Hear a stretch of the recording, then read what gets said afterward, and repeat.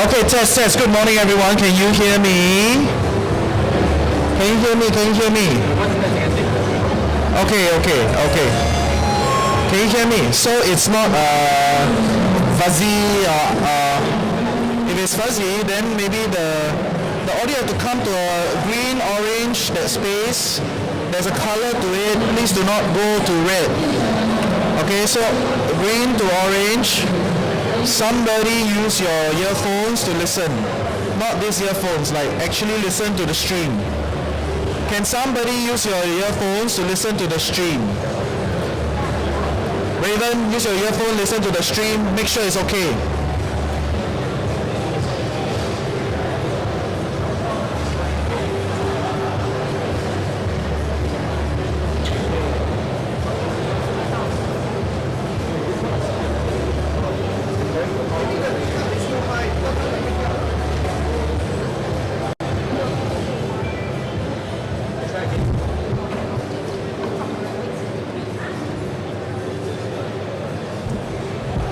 Okay, can you hear me?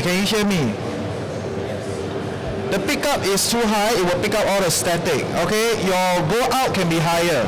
It's two different process. How is the stream sounding? Okay. So are we like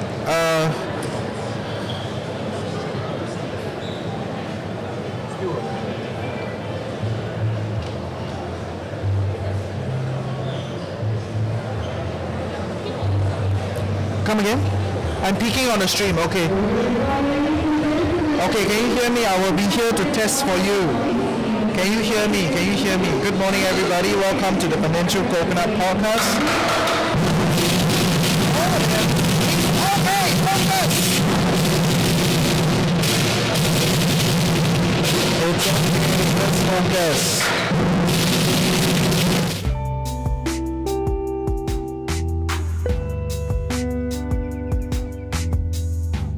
Adjust your mic, does it work? Where your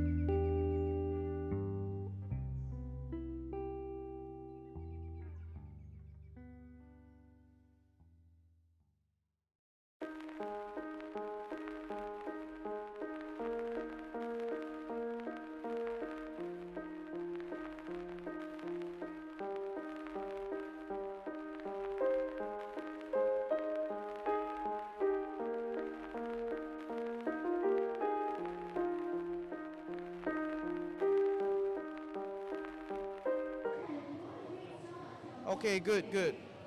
Testing, testing. Can you hear me? Is it better now? Is it better now? Are we fuzzy? I just want to make sure we are good. Great, simple. Okay, welcome, welcome. After the lion dance, ding ding dong dong, we're gonna start soon, right? I think we switch it out.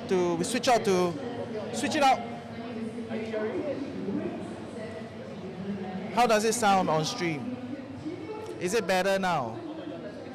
Is it better now? Is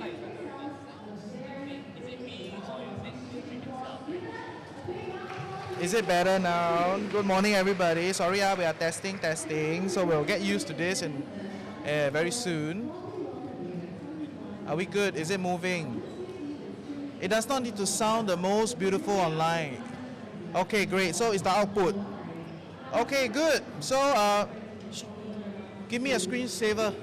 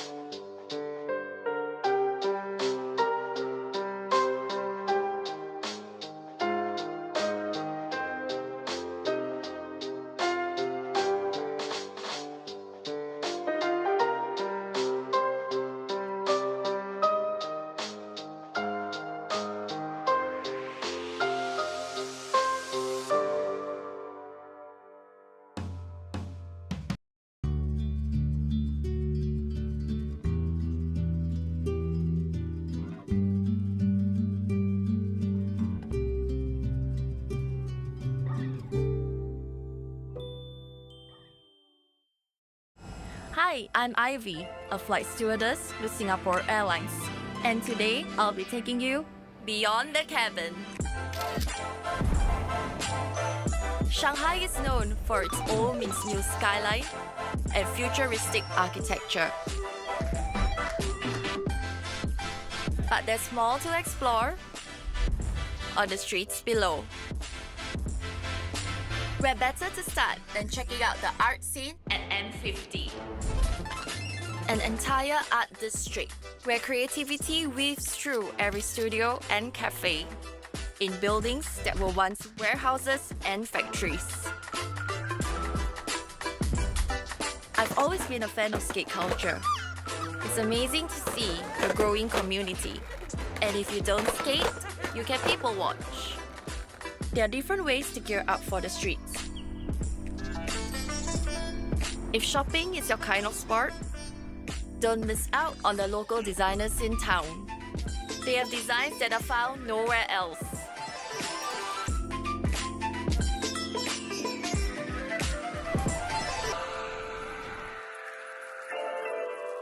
Now, let's stop for a bite.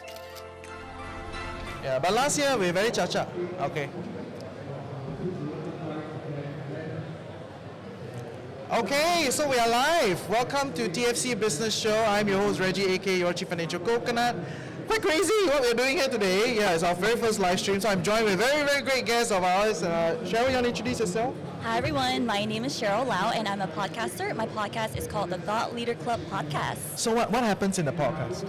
I talk to a lot of folks who want to really build something that they're proud of, and for a lot of them it looks like building a body of work, and it really is talking about how are you, one thing I like to talk about is, are you quitting the traditional for the exceptional? And through building thought leadership and building a body of work, that is how we do it on this podcast.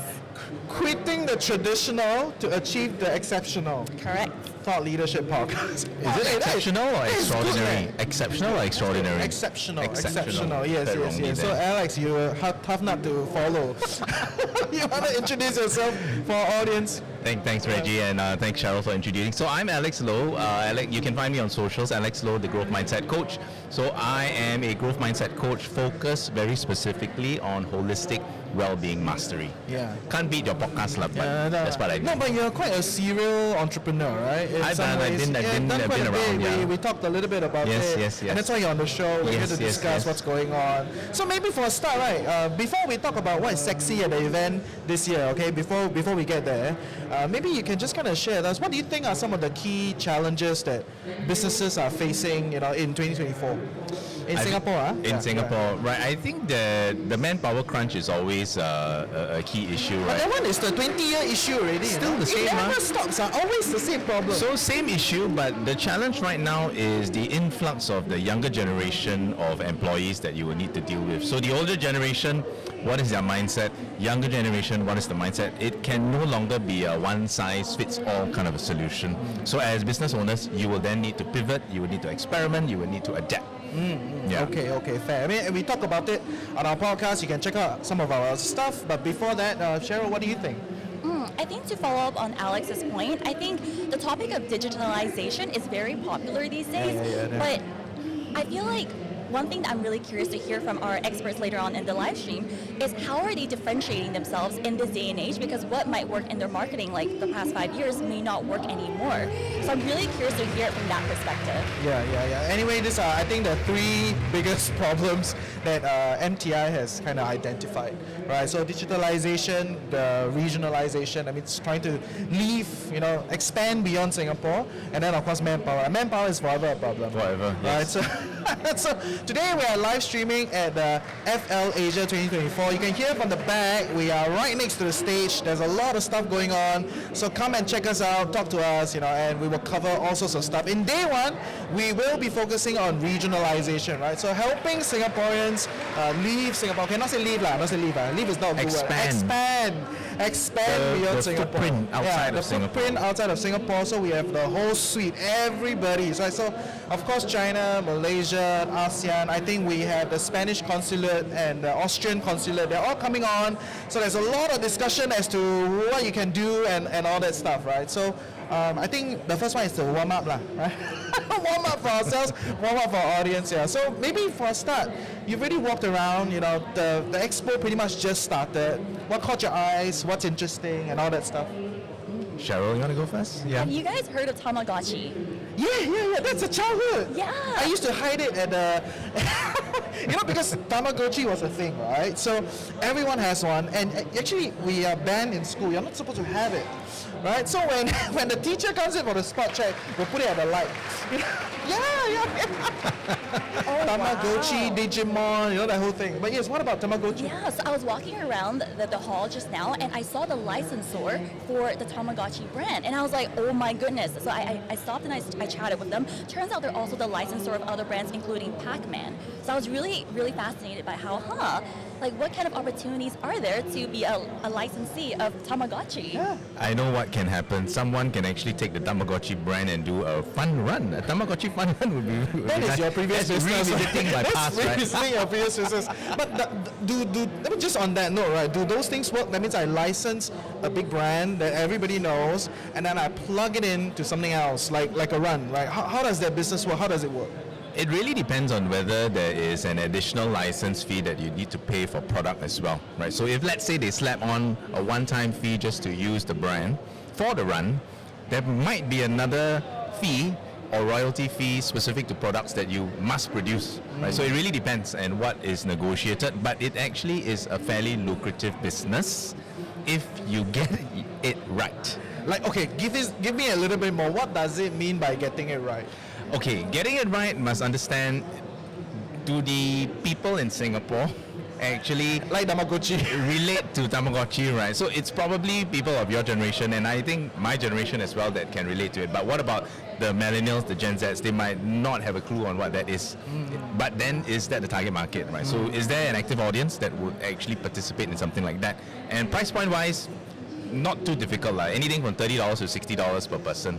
And venue wise, in terms of per head, what's the cost? I think if you get the base fee right with the royalties, it actually can be a fairly lucrative business. And also how many years you get a license for, or is it just a one-time off sort of Don't arrangement? sign one time off.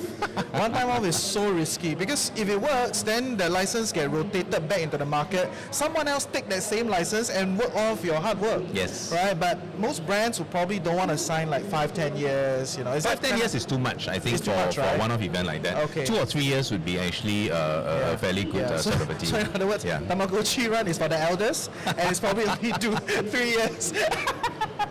I guess it's also what is attached to that, right? Is it a plushie? Is it one of those electronic devices? And what is new in Tamagotchi that can actually be introduced? So you, in that sense, you want to own that whole chain. Yes. If you sign the license. Yes. Okay, but of course also means it's expensive lah. Correct lah. Right. So you Yeah. gotta check out the booth. Which booth number do you remember? I don't remember, but it's over there in the Okay, corner. somewhere in the middle. I think it's where a lot of the Asian brands are around. Right? The Japanese, Koreans, Filipinos. We're all in the same area. Right. So check them out. I think that's an interesting idea. So what struck me when I was walking around is pizza, pizza, pizza. Really? There's Yeah, a- there are at least 4 or 5 different pizza franchises available. Korean pizza, I think there's a Philippine pizza. So if you are interested in F&B franchise, and F&B is a good way to go, do come and check out what is available. There are even some franchise licenses where it's an entire vending machine, right, where the whole meal is actually prepared for you. Yeah. Really? Yeah. We don't need people anymore. So sad. No, but the pizza thing actually it's a quite an ongoing thing. For last year we were here. Go Pizza, right? Yeah, Go Yeah, Go Pizza was Pizza. on the show, Yes. and then there were a few other pizza companies that were around. I think dough and sauce is good margins, lah. Right, so it makes for great business. And it's not difficult to get that recipe wrong, right? So I think it's a scalable Yeah. business. But and, why yeah. don't you do it then? Like, why don't you do a F&B? Because you've done the whole spectrum, right? The big events, you've run a physical outlet, with the whole hotel thing, and Yes, then you yes. do like digital, you've done everything lah, Yes, right? yes, So like, yes. why won't you, after learning all these things, not go into something like that and stick to something like what you're doing now? I think for me, it's really about being purpose-driven, right? So at this point in my life, well-being and holistic well-being is that area of focus. So F&B could potentially fall under one of those subcategories. But not pizza lah. Not pizza, of course, but Later the pizza there's people also are- healthy food, also healthy food options around. So that could potentially be for those of you who are interested. But F&B, there are many options. Do come and check out the space. Fair. Yeah. I mean, there are some franchises that require a lot more space, like your education, which I think amongst the education franchisees, they did say lah, right? It's quite good market in Singapore, but the upfront cost is very high. You would think like it's actually very cheap, right? Because like you just need tables and chairs, right? Or like you have a program, okay? Yes. But actually, because of the space required, the upfront fee on like rental 2 + 3, all that stuff add together, it's crazy. So talking about education, Yeah, something that I saw interesting, and for those of you who have kids, and those of you who are even thinking of, I'm going to look potentially getting a childcare daycare center or whatever. So there is a kids escape room franchise if you are keen to explore. Hey, it's good money. You see, in preschool, there are 20 kids in the class, and every year, there are birthdays that you need to celebrate. Parents are always looking for new spaces to have birthdays for their kids. So escape room for kids, that's a very viable business model. Yeah. You know what's even more viable? Do it in Johor. Big space, then you include the bus service from here. Bring all the kids in together, right? Yeah, I see. Yeah. Logistically, not so easy. A bit harder, huh? Yeah, but interesting. Okay. Anything from you? Yeah, speaking of education franchises, I came into the event today thinking, is there going to be a lot more F&B franchises available? But turns out actually there is a pretty good mix of opportunities available, not just in F&B, but also in other areas as well. And on that note about the kids escape room, I saw another opportunity, and it's basically a education company for kids to train their speaking skills or public speaking skills. And I thought that was really cool. And they have franchises. They have 11 in Singapore and 3 overseas. So I thought that was pretty cool. We should just get them to intern under TFC. A lot of opportunity. There's to a lot of speak. opportunity to speak. We speak for a living, Yes. right? Okay, good stuff. I think overall there is a lot of international brands and local brands. I think if you were to spend some time here at FLAsia this year, I think more importantly is not just thinking about bringing the foreign brands in, but also talking to some of these franchisees or franchisors, the brand owners, right, to see whether I can strike a deal to open up in another country, right? So, and then I think that could be quite a bit of opportunity because sad to say, Singapore is really quite expensive to start a business, right? So if you want to do anything physical, there's a lot of capex that goes into And that. there are opportunities or grants available by Enterprise Is it? SG, I think, if I'm not For- wrong, for expansion overseas. So there is a Singapore pavilion area, so do come in and check the space out. Yeah, fun. And there's a whole lineup of speakers, right? Although I think you will get the best juice from our live stream lah. We put the best speakers on the live stream. They will come on over the course of the next 3 days. But any particular panel or any particular workshop that's going on that you find interesting that you want to talk about? Because I see you have the brochure here. You got Yes, I do. start on the side. Yeah, I start the panels that I really want to visit later, the workshops. And for today, the one I'm really curious about is at 3 p.m. It's called Strategies for Enhancing Your Franchise's Online Presence. So that one I'm very curious about. And tomorrow there's another one called at 11 a.m. or 11:05 a.m. I should say. Recession-proof your franchise, spend less, earn more, and outperform your competition. That's a good title. Interesting. But okay, so let's say on the topic of recession-proof, right? Because we're talking to business owners and we want to reach to more aspiring business owners on this show. And recession does feel like it's a thing coming along, right? I think people feel it. I don't know if you feel it, like it's not an onset like people are all like struggling, but you can feel everyone is kind of like slowing down.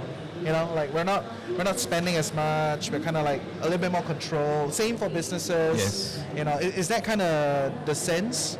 And if that's the sense, then what would kind of new business entrants look like for you? You know, like yeah. Because some businesses have a lot of, the pockets are deep, right? They can always go anytime. But for SME taukees and working professionals looking to exit their working professional life and enter the business landscape, these things become very important, right? Managing capital flow, being opportunistic about certain things. So any thoughts, for our audience? So one of the businesses that I did, this was in 2019, was a wellness franchise, right? And I had to close that wellness franchise because of COVID. But understanding the entire runway or process towards getting that licensed out, I think if you're an SME owner or you're a tauke looking to do something else, right, with some expendable capital on hand, the fact that you are interested in that is great, and a franchise is an excellent option because it is already tried and tested for you in a specific market or specific city, right, or country, and all those, the playbook is already done for you. You don't actually need to think too much out of the box. The dollars and cents will make sense to you. It's a matter of what is that upfront outlay, and what is that the risk appetite definitely is a lot less than putting it in brand new business that you absolutely have nothing or no experience on. Yeah. So and I think the upfront outlay can be negotiated. So this is the part that I think a lot of people, they don't realize, right? They come to the fair and then they see all these brands and then they get like a brochure that says, oh, you need 300,000 franchise fee for 5 years and then another 300,000 upstart cost, right? So that kind of sets a barrier on its own. But I have many friends that have successfully brought in different brands that they didn't really spend much on franchise fees. They negotiated with the brand owner, they connected with them over a course of a while, and then they discussed their business plan, and they kind of built that trust before they come in on a JV.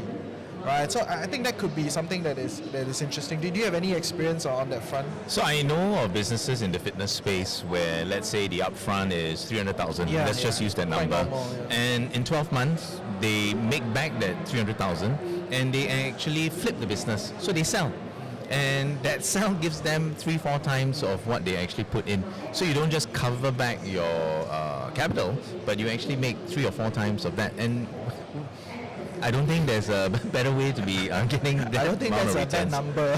I don't think that's a bad number. And I don't know if it's true. I struggle with this, but a lot of the franchise brand owners tell me that is the type of rate that they can make back at. Right, so and sometimes you hear people talk, but is it true? I don't know. You can ask them, right? I think it's a hit and miss as well, right? Because your OPEX does take into that involves money as well, and you need good people to be managing the business. So I think that is probably a caveat in small fine print. We should be bigger. Cannot do fine. But the playbook is there, and the returns really are fairly generous. Yeah. Okay, fair. So so you guys are doing quite a few panels with us, over the course of the next few days. Maybe you want to shout out a little bit for the panels that you're doing and what is the most excited one. Or maybe don't say what's the most excited one because the other panelists will be like, so you're not excited for my panel, right? So maybe, run through our audience, what are some interesting things that you'll be doing on this live stream over the course of the next few days with us? Yeah, so you guys will hear from me at 2 p.m. today and also 5 p.m. So the 2 p.m. Panel will be about expanding into different ASEAN markets. And 5 p.m. we are still pending the topic, but stay tuned. I'm sure we'll bring on a really good guest for you. Yeah. Maybe how about you put in the comment section. Let us know what you want to hear at the 5 p.m. slot, right? So we are confirming between some partners from the Philippines and some partners from Korea and Japan, right? So we want to kind of stick to one jurisdiction, one location. So you put in the comment section, you let us know what you want, right? And then we'll try to get them on the stream, okay? And 2 p.m. is with ASEAN. I think so that one, is it a Thai expansion and then an Indonesian? Exactly. Yeah, expansion. Exactly. So it's and those are huge markets, right? Hundreds of millions of people, in our neighboring countries. Sometimes, we just look at Singapore and then be like, oh, Singapore, because but actually the region is huge, and I think most entrepreneurs in Singapore today have to go regional lah. It's just very hard, right? Yeah. And what about you? What panel are you? I think you're doing quite a few also, right? So I've got another one later at 11, so do stay tuned for that, and that is on China brands. So marketing to China, inbound as well as outbound. And I think if you're familiar with Xiaohongshu, we will be speaking to Lavi as well as Yang Xiao. And they are experts in that field. Very, very excited to find out a bit more on how we can bring brands overseas to China specifically, and also how can China brands, or why are China brands successful in Singapore? Which are the brands that have been successful, right? I was at Plaza Sing the other day and I saw Anta. Oh, you saw Anta? Yeah, right. I said, wow, that it's really big in China and it's finally here in Singapore. Right? And I think that is definitely giving your Under Armour and Nike, Adidas a run for their money. Yeah, for sure. I love Anta. For sure. And they are even sponsoring the NBA. NBA, I know NBA lah, TFC lah, right? Anta, when I was staying in Shenzhen, Anta was my go-to brand. Because it's Li-Ning is like the main kind of like Chinese brand, right? Yes. So over time, Li-Ning got very expensive also. Then Anta is like, oh, it's quite nice, and more 平价, more people can enjoy it, right? So I really like that. Okay, cool. Is that all? I think you have quite a few, right? So tomorrow I've got 3 sessions as well. Tomorrow you got 3, okay. Tomorrow I've got 3 sessions. I line up one. That's why I'm not very in marketing. Do stay tuned tomorrow as well. Yeah, so I've got 3 sessions tomorrow afternoon. Great. So I think we'll keep this stream a little shorter for the first one. If you have any questions, put it in the comment section. Look at the lineup. There's a lot of stuff that we're preparing. And then if you have specific things, come for the time, prepare your questions, read up on the guests, and we'll answer everything later. Okay, we'll see you later. Welcome to TFC Business Show. Bye.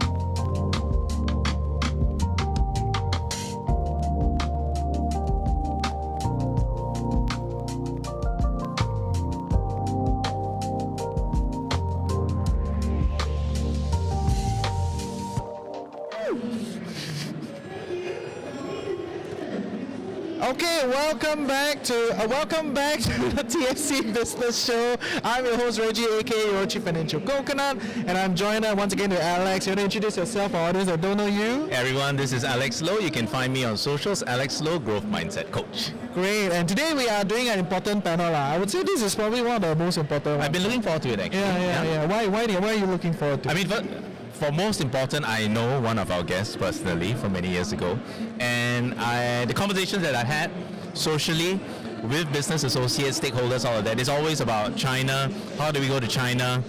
What's so good about China? And I think today's conversation is definitely hitting a lot of those points. Singapore companies want to go to China. Chinese companies want to come to Singapore, right? So I think that's why we're doing this panel today. So if you have any questions, put it in the comment section. I'll get my producers to highlight and then we can ask directly. Okay, and for our guests, you want to introduce yourself for our audience that don't know you?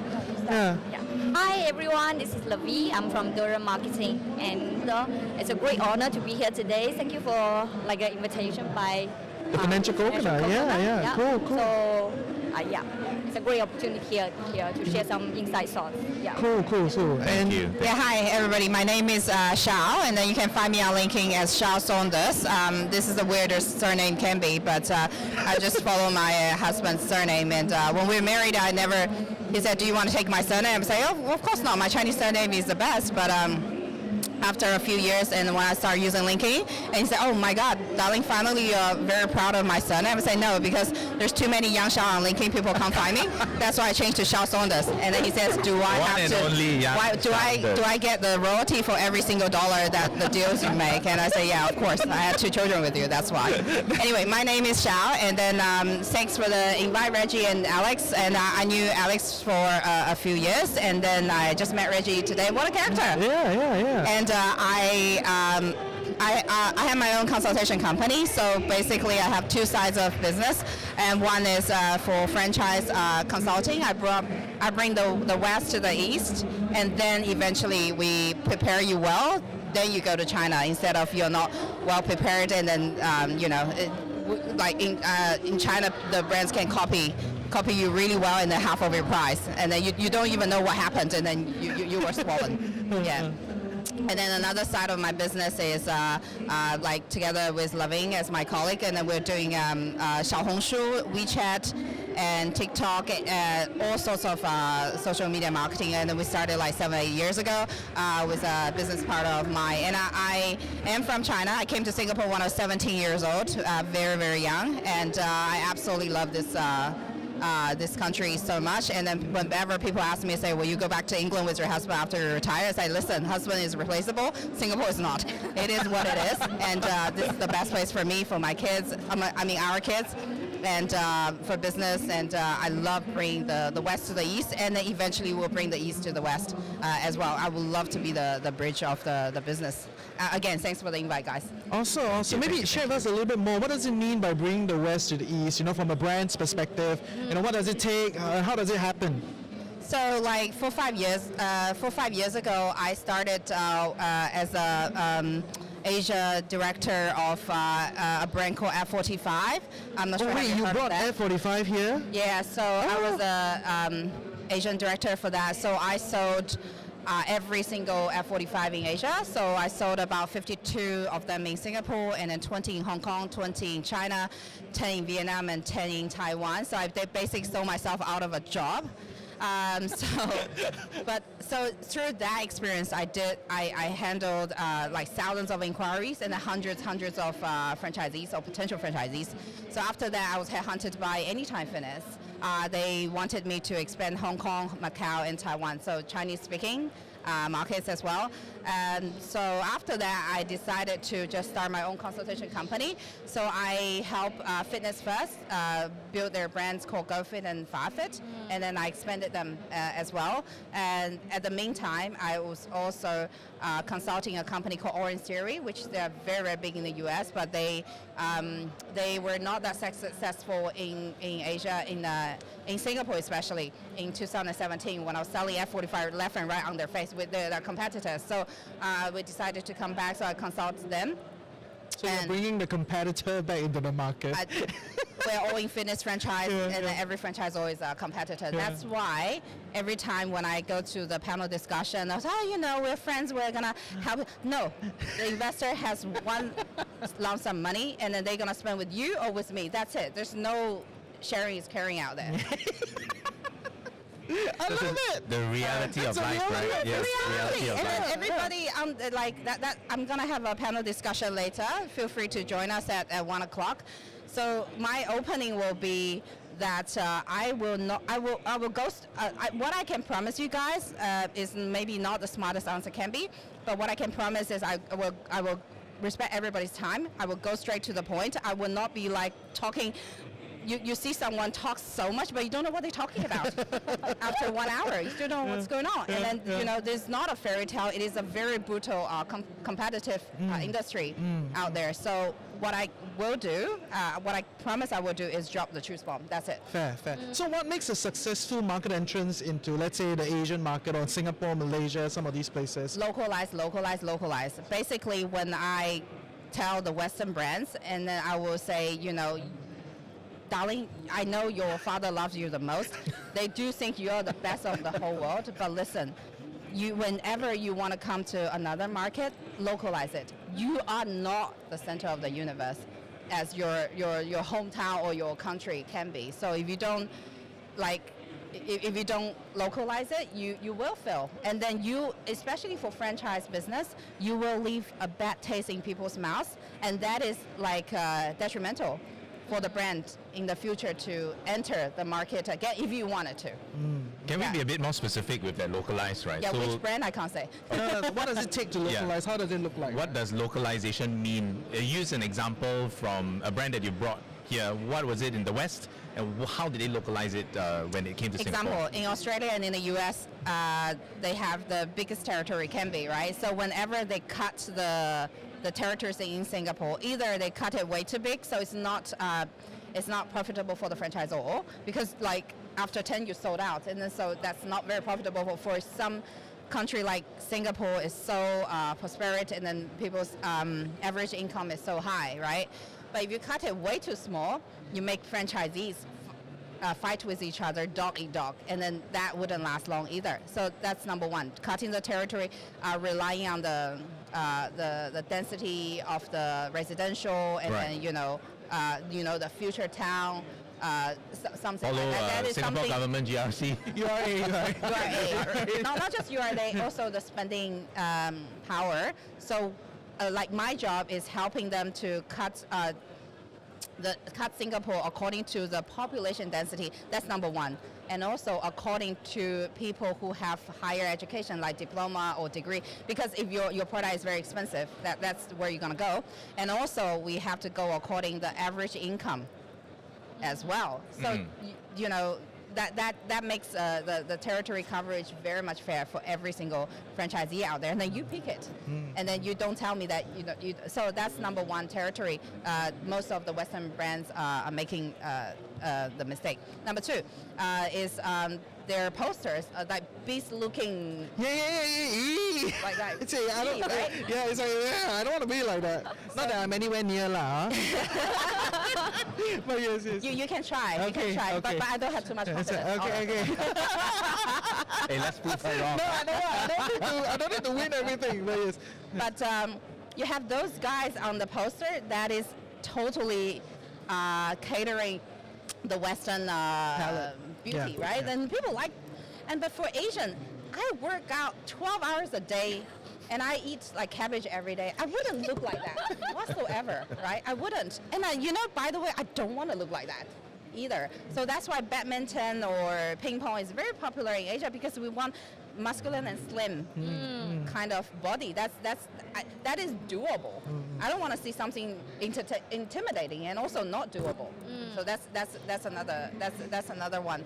If any other localization come back to me. Oh, and about the franchise law.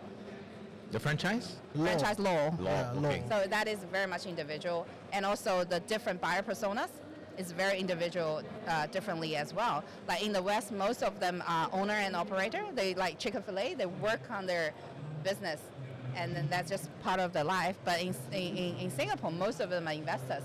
They have just money, right? And then or they're corporate refugees. They love the margins. They love the business, but they may not They love don't want to get their hands dirty. Yeah, they don't want to get their hands dirty. It's like, Yeah. So and then we have like in the fitness industry, we have like trainers. They're passionate about. They know what to do. They love to talking to the clients every day, but they don't have the capital. So my job is matchmake them. And then teach the personal trainers how to pitch to an investor, what they like to hear. Don't tell me about the branding. We don't care about F45 or F46. If I throw you $1, give me $2 back. That's all what they need to know. Fair. Or when we talk to corporate refugees, what kind of selling points are that? And then when we talk to housewives who are not working for 10 years and then just want to get back to realize, oh my God, the working environment is brutal, and then maybe I just make $4,000 a month. What's the point?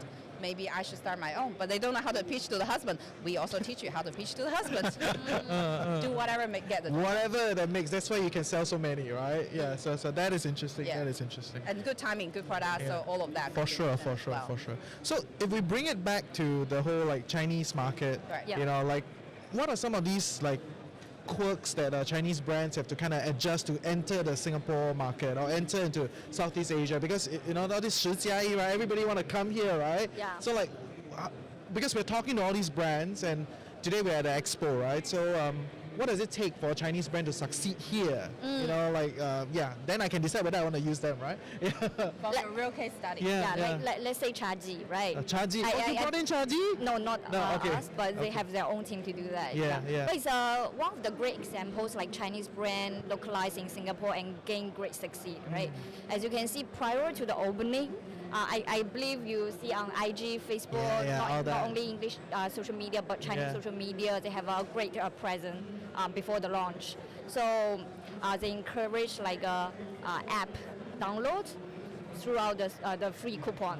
Have you used that? I've seen it. I was in China recently only, so yeah. Have you tried it? Yes, I've tried it. Yeah. I mean, at that period of time, I would say like Chaji great a big topic like among the teenagers. No, the thing is, a brand like Chaji coming in looks revolutionary, right? From the customer experience on a digital front. But when I was in China, right, every Chinese brand looks like this, right? Luckin, Chaji, everyone, Very competitive. Everyone uses a very amazing app, easy UI. I'm in my hotel, I book, then I walk down the street, the shopping street, I pick up, I continue walking. Right? Everyone is doing that, right? So it's sexy when they come here, but over there it's everyone.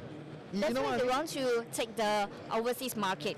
Then who wins by enter the market first, right? Brand awareness. If you think about Chinese like a high level like atas tea, then you think about Chaji instead of other brands, right? Because they enter the market first. Yeah. I mean, even before Chaji, there was Mixue, right? Mixue. But Mixue is not mass. Market. Not fancy, right? Yeah, Mixue is not fancy. But it's affordable. Mass market. It is mass market. Yes. But not atas. Yeah, but it does feel like Mixue has a very different strategy, right? Like it's just 便宜, right? It's cheap and move. Right, whereas the Chaji thing, they got I think in Malaysia they have Li Zhongwei, I think that's ambassador, and then they had like a whole bus thing, and then over here they also have a lot of local stuff, and it's just a whole UI game that some of these Chinese brands are playing, you know. That's very interesting.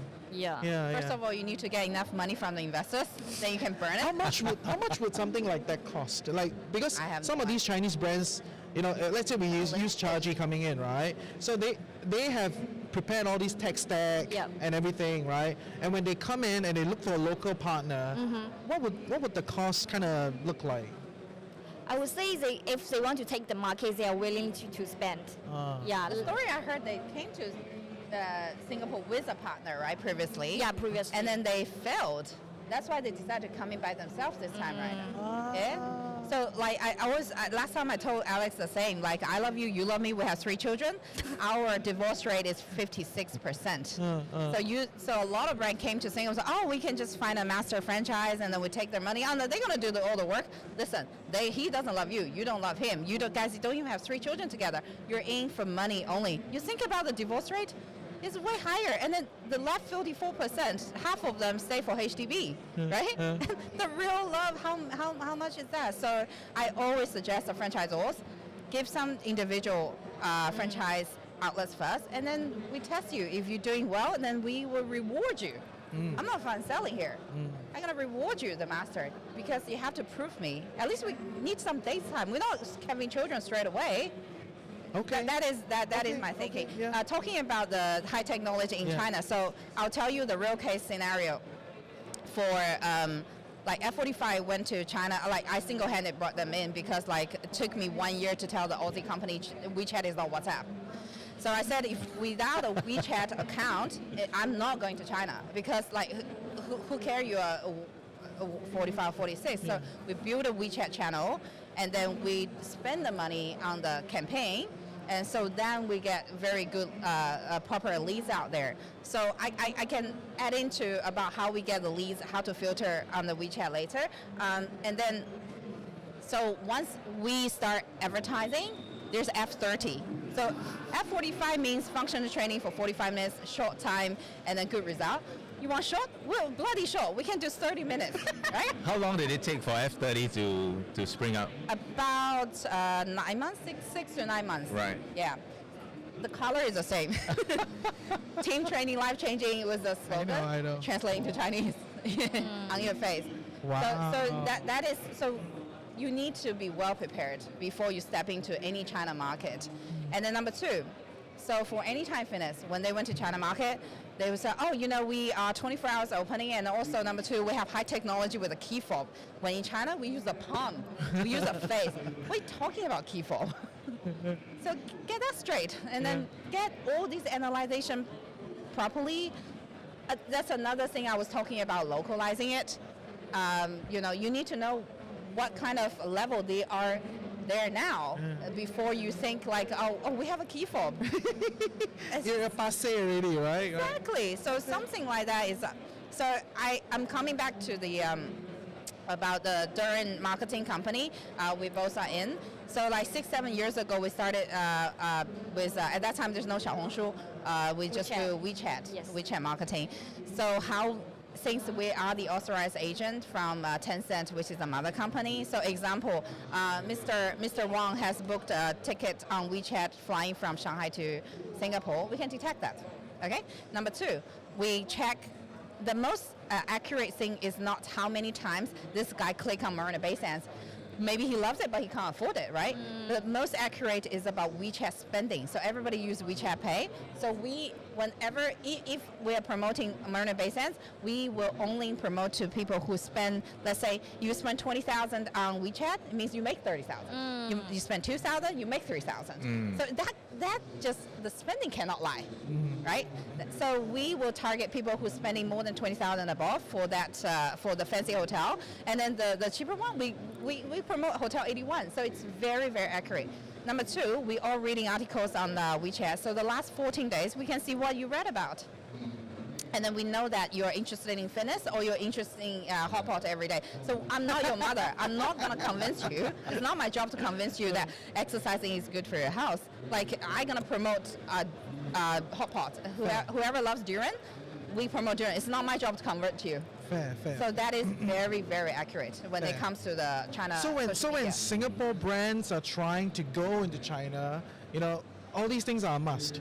WeChat account, you know, Xiaohongshu, all this. So essentially, all my marketing strat, I have to kind of carve out a budget to set up a social presence in a whole different ecosystem. When your Facebook, Instagram, Google SEO is all banned, what more can you do?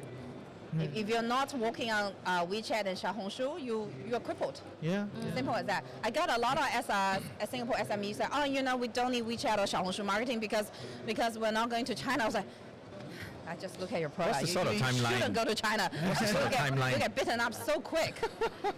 you know, we're talking about the 1.5 million Chinese here in Singapore to start with. So whichever Singapore brands want to go to China, test it here, see if it works. And then whoever comes to Singapore, either they are super talented or they have shitloads of money. So if they can't even afford your product, maybe don't go to China to start with.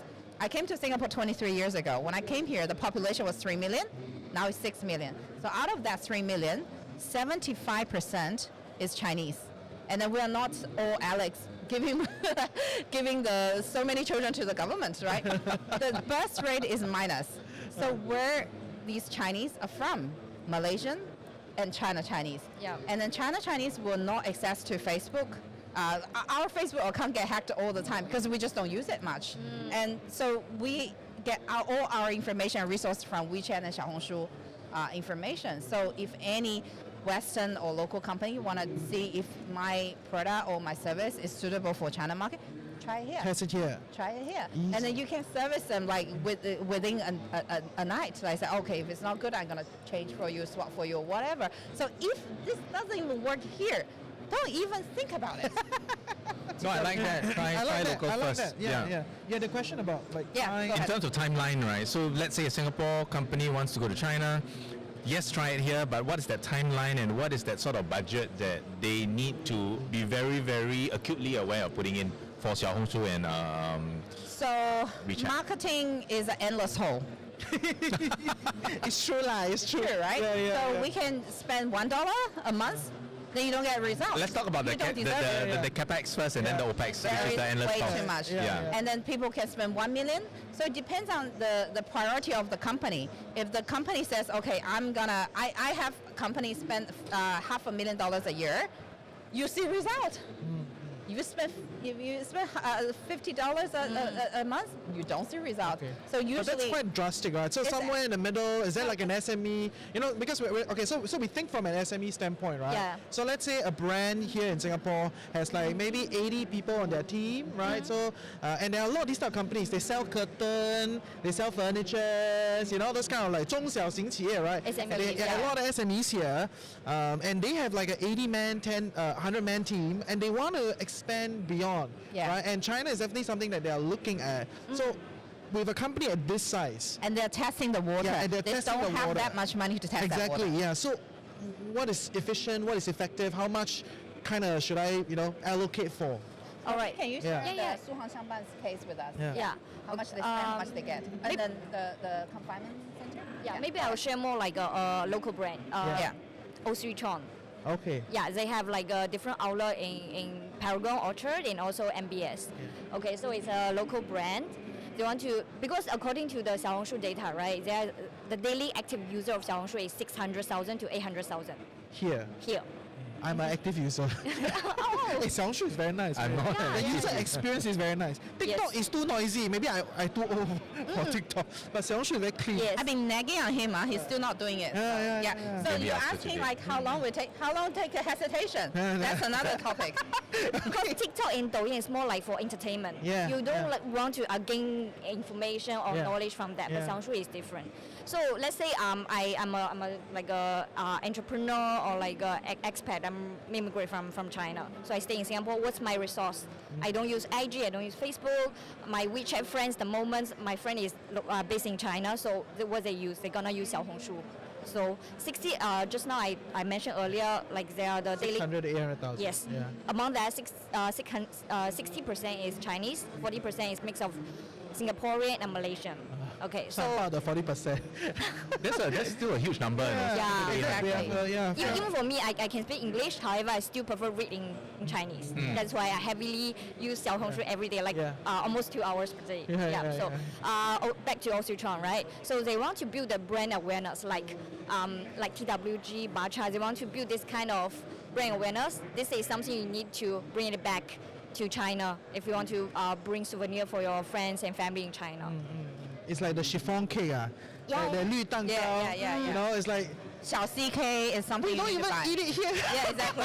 Yeah, exactly. I ate it when I was a kid, but that's I it. know. But in China, it's so hung like that Yeah, thing. it's It's so just hung. like moving everywhere. Yeah. Okay. Yeah. Because the Chinese tourists, they have spending power. Yeah. There's a need, right? Yeah. You bring souvenir back to your hometown. Yeah. So that's what we helping Osrichon is doing here. Okay. Yeah. To So bring, how much did How they much they spend? spend, Something yeah. like that. What's the- I don't think I should. Okay, is there a ballpark and are there Yeah. certain strategies that work very well? Yeah. Yep. So first, educate your user. Why? Okay. I mean, maybe Osrichon tastes very nice and the package is very atas, but your user don't know that, right? You have keep telling them, like brainwash them, like how good we Excuse are. me yeah. for saying this, right? Yeah. But this is then actually creating an unauthentic demand or need for a specific product. Like what you mentioned, the chiffon cake that we don't even know about, and suddenly because of how it is being presented on Xiaohongshu, Yep.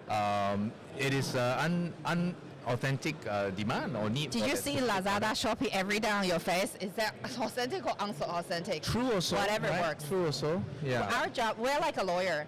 Who pays us? We help them. So we help merchants to sell. Where's We do Lorraine? a You good gotta hear job. this. Yeah, that was a lawyer. So I think you can share the confinement center. They spend like $3,000 and they get like 17,000 after the result on Xiaohongshu. The confinement center. Yeah, 月子中心. Oh yeah, that one. Yeah.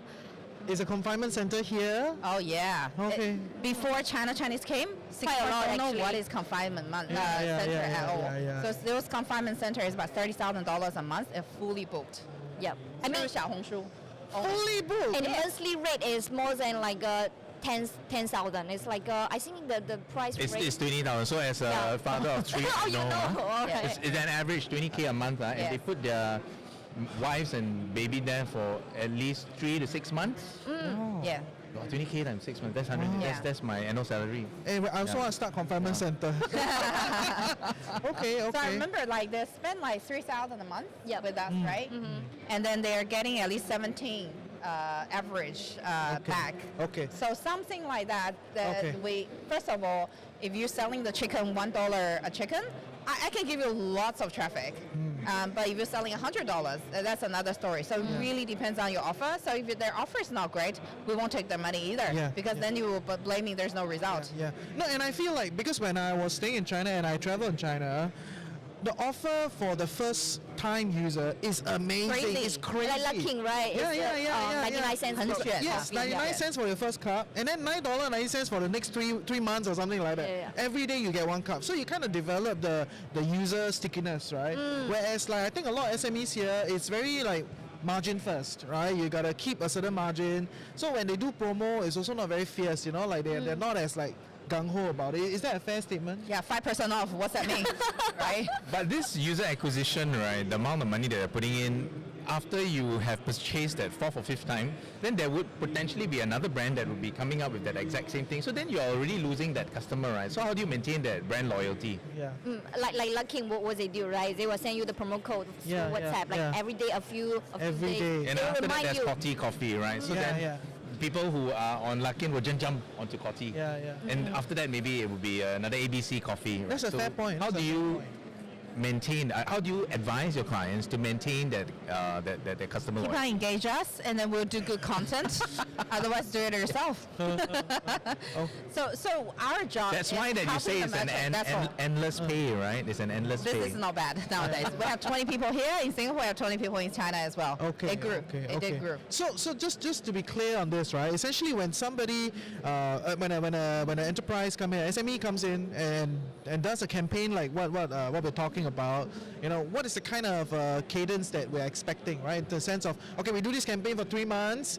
The customers, is there like an average stickiness that we're measuring, and then like what is the next tranche that we have to do, right? Or is this a wrong way to think about it, right? Just try to help me understand. No. It has to be long term. Yeah. I really hope, because whenever a China brand comes to Singapore, you don't worry about it. They come to us straight away. They Xiaohongshu, their WeChat, they're doing whatever. Yeah. But I really, really hope, I'm a Singaporean now, a proud Singaporean for the last 8 years. I do hope Singapore SMEs be more open-minded and then try things that, example, like we were talking the lawyer company, you could be the first very big lawyer company on Xiaohongshu or WeChat to capture that 1.5 million Chinese business here. Something like be open-minded, tried it out for 3 months to 6 months, and then if it really doesn't work, or your CMO change, usually that's what it is, and then you want to go back to your. But the thing is, there's no Facebook and Instagram marketing to go back to nowadays, because it's getting more expensive, and then the lead quality is getting worse and worse. I mean, It's terrible. Yeah. it's terrible. Yeah. If you don't do Facebook, don't do Instagram, don't do the Google SEO is expensive. What more can you do? Try WeChat, try Xiaohongshu. Okay, That's all. okay, And then you are talking about the longevity. Yeah. After that, After So- that, then talk. Say again? Is it, talk later. The results will show for itself, right? But what you're saying is that once you're in, when the results show it for itself, you would probably not want to get out. Like Mr. Bean is our client for Xiaohongshu. Yeah. and Oh, Mr. WeChat. Bean, Yes, okay, Mr. okay. Bean, Old Chang Kee. Yeah. They're WeChat and Xiaohongshu with us. So once they built like on Xiaohongshu about 1,000 followers, after that is organic. If you're doing very good promotion, you will grow. Like we just had a meeting with Kofu. Yeah. So they had an app, and then you can have like 10%. I don't know that. Yeah. Nobody knows that. I know that. You know that, right? Yeah. So I know, but they never Singaporeans pay me, know so that. I'm not going to shut up on that. But anyway, you said it already. So and then Singaporean know that, but why none of the Chinese know that here at all? Because you're not shining on my face. Yeah. I don't even have a chance to search you. I would. They are not on the social media we use. Yeah. Yeah. So once you have some followers, it will organically grow. Okay, Yeah. fair. And then if your service is shit or whatever, not my problem. No, my problem. Yeah. Okay, fair. I like it. So Understand. from that point of view, right? I understand what you're saying. Like Singapore companies, if we're here, we want to explore the Chinese market. The easiest way is to just dip your toes here with some of these social media channels. You know, If you have the response on that, then you go. then we look at the next steps, right? Yeah, Okay. not like I go there, hope and pray this will work. No. Yeah. And that's kind of like the dichotomy sometimes, right? People like either they don't do it or they just go in one time, good one, and hope and pray, right? Yes. So we want to kind of manage the expectation a little bit. Correct. Okay. So from that, since we're on the topic of marketing, right? And we are in marketing, right? So I want to understand, like, from a marketing ad spend, because it sounds very much like an ROI-driven conversion type of campaign. You know, where does brand building kind of sit on this?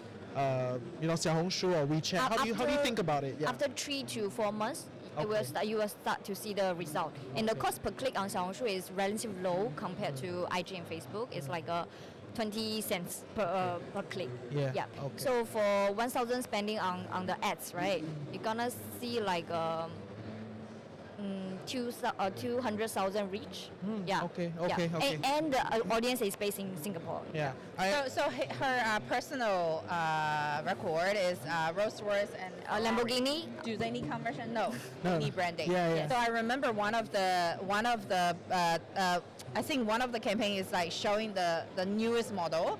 And then you'll be like on WeChat, why did I get advertised? I'm so not accurate target. But actually, they what they want to do is like average Joe understand this is the new model. When they drive past, whoa, they need the whoa Right. to feed the ego, whoever bought it. They buy the wool for Correct. the buyer. Yeah. Correct. So that when you at the buyer, you drive past, then the wool is part of the package. Correct. So that's called branding. Yeah.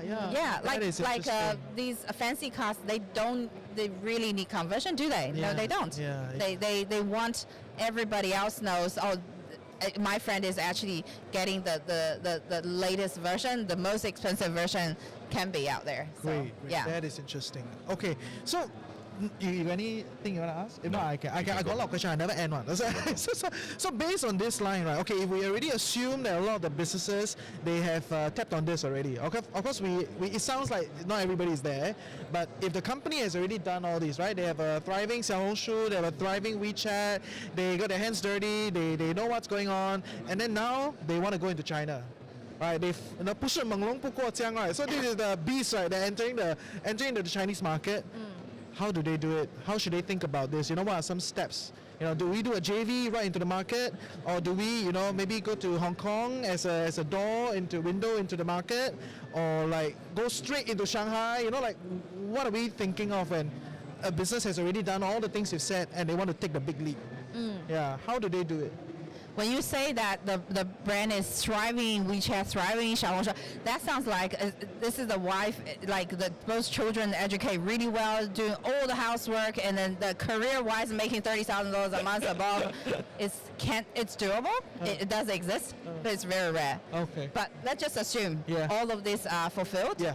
Yeah. So what I would totally suggest is you throw some campaigns. Let's say in Hong Kong or in Shanghai or in Shenzhen, and see which has the better result for inquiries and everything. So based on some sort of data, and then you can slowly set up an office there and you know. So create demand based Create on your demand. A/B testing, right? Correct. And I guess it also depends on the nature of the business, Yeah, right? yeah. Is it e-commerce? Is it retail? Sorry, I is it can't hear you. F&B? What you say? The nature of the business. Yeah.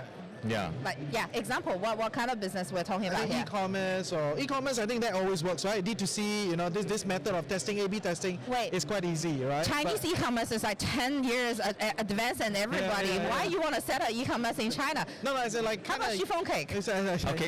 Yeah. Chiffon cake. Yeah, so I mean, that in Singapore we call it D2C, right? Direct to customer, right? So I think that's like when you have a product, you go over and then you integrate with the local ecosystem, right? So that's that. But I think what about, you know, more physical type of business, right? Where they have like a coffee shop, you know, or they have like a furniture brand, you know, like there are a lot of furniture brands here, right? Let's talk about Yakun. Yeah, Is or like Yakun in China? Yakun. Yes. Yeah. Yeah. Yakun is in Yeah. China. Yeah. Those spots, the whole brand is there. Oh yeah, bread talk. Bread talk is huge in Yeah. China.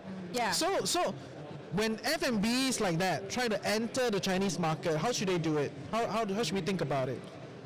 I would suggest maybe get a local partner.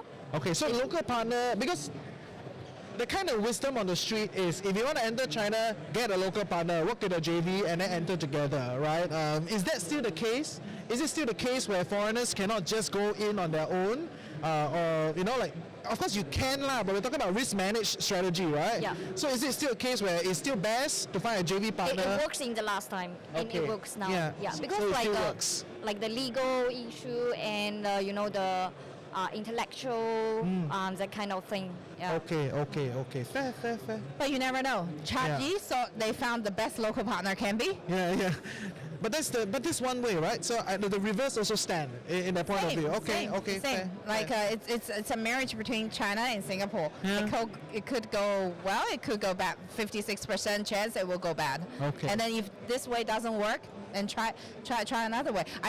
Last marriage I married a tall guy. Let's try a short guy. No Okay. harm to keep on trying. But you do need to have deep pockets. So Great. So maybe in closing, maybe you can share with us some of the interesting development that is happening in the Chinese market, you know, that for our audience, you know, they can really explore. So maybe there's like this whole home upgrading boom, you know, or there's something. I don't know exactly, right? Of course, I know the property market is going through some cycles, you know. So that aside, but I want to dig your brains into like what is interesting and happening in China now that you as a local Singapore brand or Malaysian brand, you can really kind of think about, entering in. what's that? Yeah, no, just focus. These are like a 消费降级. Yes, I know 消费降级. That means people are looking for more value, Yes. right, for every dollar that they Because spend. after post-COVID, right, and then people are like, the economics is not that good, so they are more spending more like, you know, high value stuff instead of go to like you can see the restaurant. Last time people is more prefer to go to like kind of atas, like a Michelin star restaurant. Now they prefer something is more like 蜜雪. Why? Right. Interesting. Interesting there. Okay. And then each company, each industry is definitely very vastly different. And then as what we suggested, you try in Singapore first with 1.5 million Chinese, and then we can cater upon that and see where, like, China is like a size of whole Europe. It's different countries actually. Every different city has different cultures or whatever. So based on whatever your product and then service is, and then the response in Singapore, and then we can plan what you can go there. Advertise time. So please contact us on LinkedIn for a free half an hour one-to-one consultation. So we can guide you hand in hand to. It's no way nobody can guarantee success or whatever, but we will try to maximize the success rate for you instead of you going there blindly by yourself. Great. Maybe last question. Is there an advantage for the Singapore brand? Because Singapore always 100%. call itself, we're selling the Singapore brand, right? Yes. So that means today I enter China, I say, well, I'm from Singapore. Like the brand is from Singapore, is there an advantage? I'll talk from the franchise point of view. So we trust Singapore franchise a lot more because you guys don't have 3 sets of accounts. It's not a one account for the government, one account for myself, one account for the investor. You have one set of account. It's trustworthy, the numbers. It's very important. And then number two is we know that you're well established in Singapore, and then you will everybody's bilingual, and you can communicate with us smoothly most of the time. We don't put Different like proficiency, six English word in one Chinese sentence, which I do that all the time as well. And we understand the Chinese culture really well. So there's a lot of beneficial for Singapore brands to go to China, and Singapore government is giving a lot of grants Yeah. for Singapore brands to go overseas as well. We talked about Yeah. that earlier, right, Yeah, Reggie? There's a lot of good stuff. There's Yeah. okay. That's good. Any last things you want to add for our audience that's thinking of expanding into China or bringing Chinese brands into Singapore? Yeah. If you are looking to, tip the water by trying out to see Chinese, targeting Chinese who are based in Singapore, I'm happy to, one-to-one session with you. Yeah, you Okay. can come to our official website. Yeah, Okay, the okay. marketing. Yes. Okay, great. You got Yeah. anything, Sahana? Now? Excited for China? Yeah, I think a little bit more convinced. Huh? Maybe we will have coffee soon. So, okay. So I'll see you in China. Yeah. Okay, and with that, thank you for your time. Thanks for tuning in. Thank you. We'll take a break now, and then we'll come back with another panel at 11, or was it 12? And anyway, on the hour, we'll see you in the next hour. Take care. Add me on LinkedIn. Bye. Bye.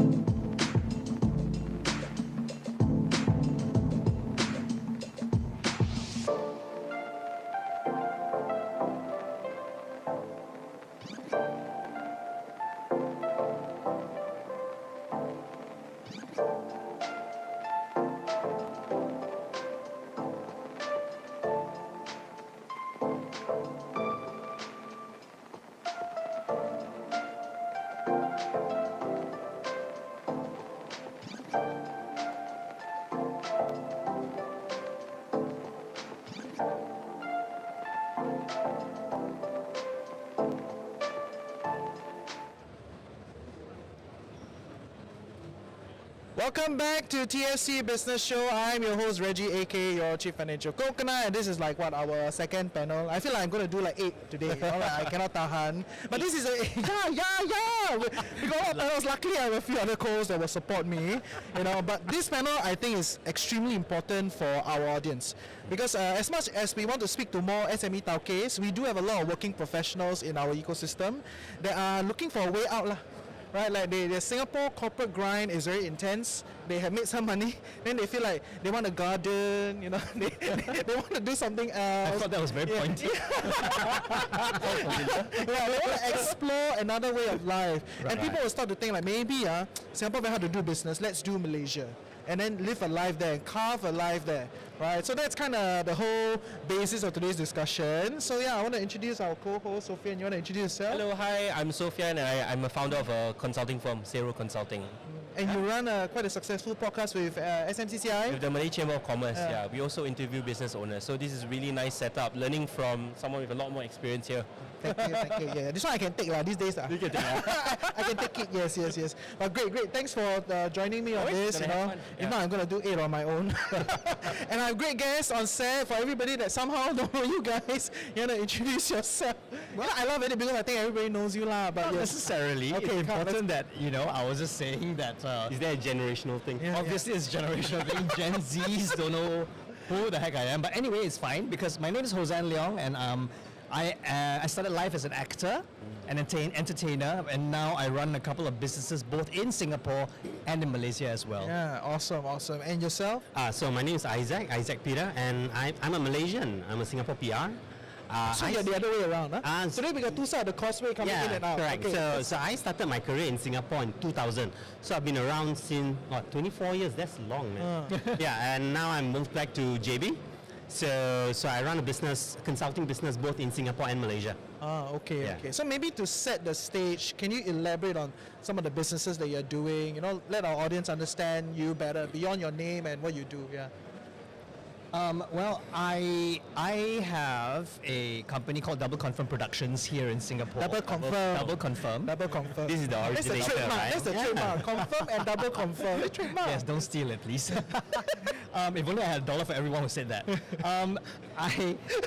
I run corporate events, like corporate entertainment. I provide that for clients who need comedy, who need a host, who need entertainers basically. I also create stuff for them to make it exciting for their events. And across the causeway, I have Double Confirm Arts and Media. The reason is because in Malaysia, I have a second wing to my company where we do corporate training, where we do media management, crisis skills, as well as presentation skills for people who need to go into the boardroom to pitch for investors, to your board of directors, and we train people how to present themselves credibly, so to speak. Yep. So basically, I run both sides of the causeway. And in Singapore, I still am doing what I do best. And in Malaysia, we are trying right now to establish longer, hopefully long-term clients. It will happen. It will happen. But why don't you do that here? You know, I that also whole do it here. training. I also do it here, but here I don't do the training as much. My business partner Paul Carr does that. So we thought that with two companies, why don't we go into Malaysia and combine both? So Double Confirm Arts and Media, Sindaran Berhad, must say, Sindaran Berhad. Must say. Sindirian Berhad. We have two wings, so basically two-prong, corporate training and corporate entertainment. Ah, okay, great. And yourself? So I do OD consulting. So A lot of consultants. Yeah, I know. Yeah. So, I mean, okay. Singapore is filled with this type of thing. Yeah, right? man. Yeah. Recon and Hey, whoa! That's not me. So I do OD consulting. So basically what I do is I work with corporates in terms of upskilling and developing their people. So in Singapore we are WSQ and all, and I'm ACTA certified for the Singapore side. But the way business is done in Malaysia and Singapore is extremely different. Yeah, that's why you're here. Yeah. That's why we're here to talk about it. Yeah. Of course. So the kind of work I do is a lot more on leadership development, but specifically in terms of acclimatizing people to the local culture, because the way you do business in Malaysia and Singapore is very different. On the surface, it looks the same, but the internal nitty-gritty is very different. Can you elaborate? Okay, example, right? So I was just talking just now, like doing business.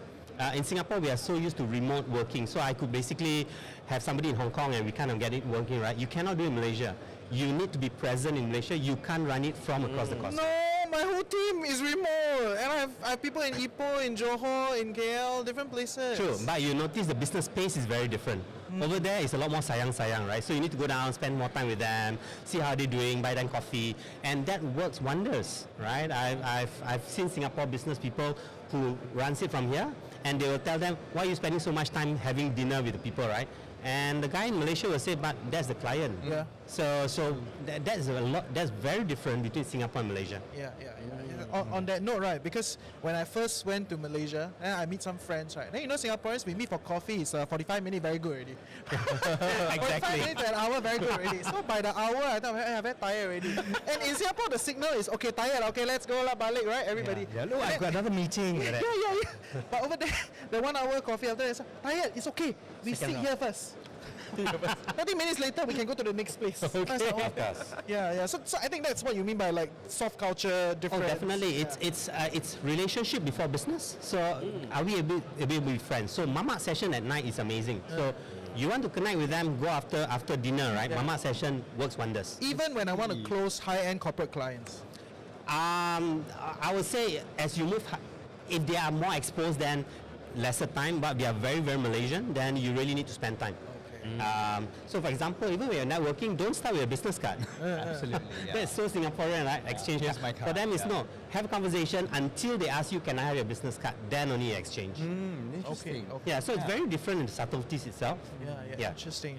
Is that your experience, or do you have presence there? I mean, SMCCI is like the go-to, right, for this whole Indonesian, Malaysian, Singapore business going when you around, mentioned, I think. hey, here's my card. It's so common when you go all these like formal networking That's events, right. right? Cards are the first thing that comes out. But nowadays it's really, hey, can I just have a short conversation and just get a sense of who you are, what you're about, something that you did at home, do you do your gardening, how's your cat first, before I actually have a business relationship with you. So that's the story. You start with your story, right? A Exactly. story. You want to know more about that person. Yeah, being personal, Yeah, right? being personal.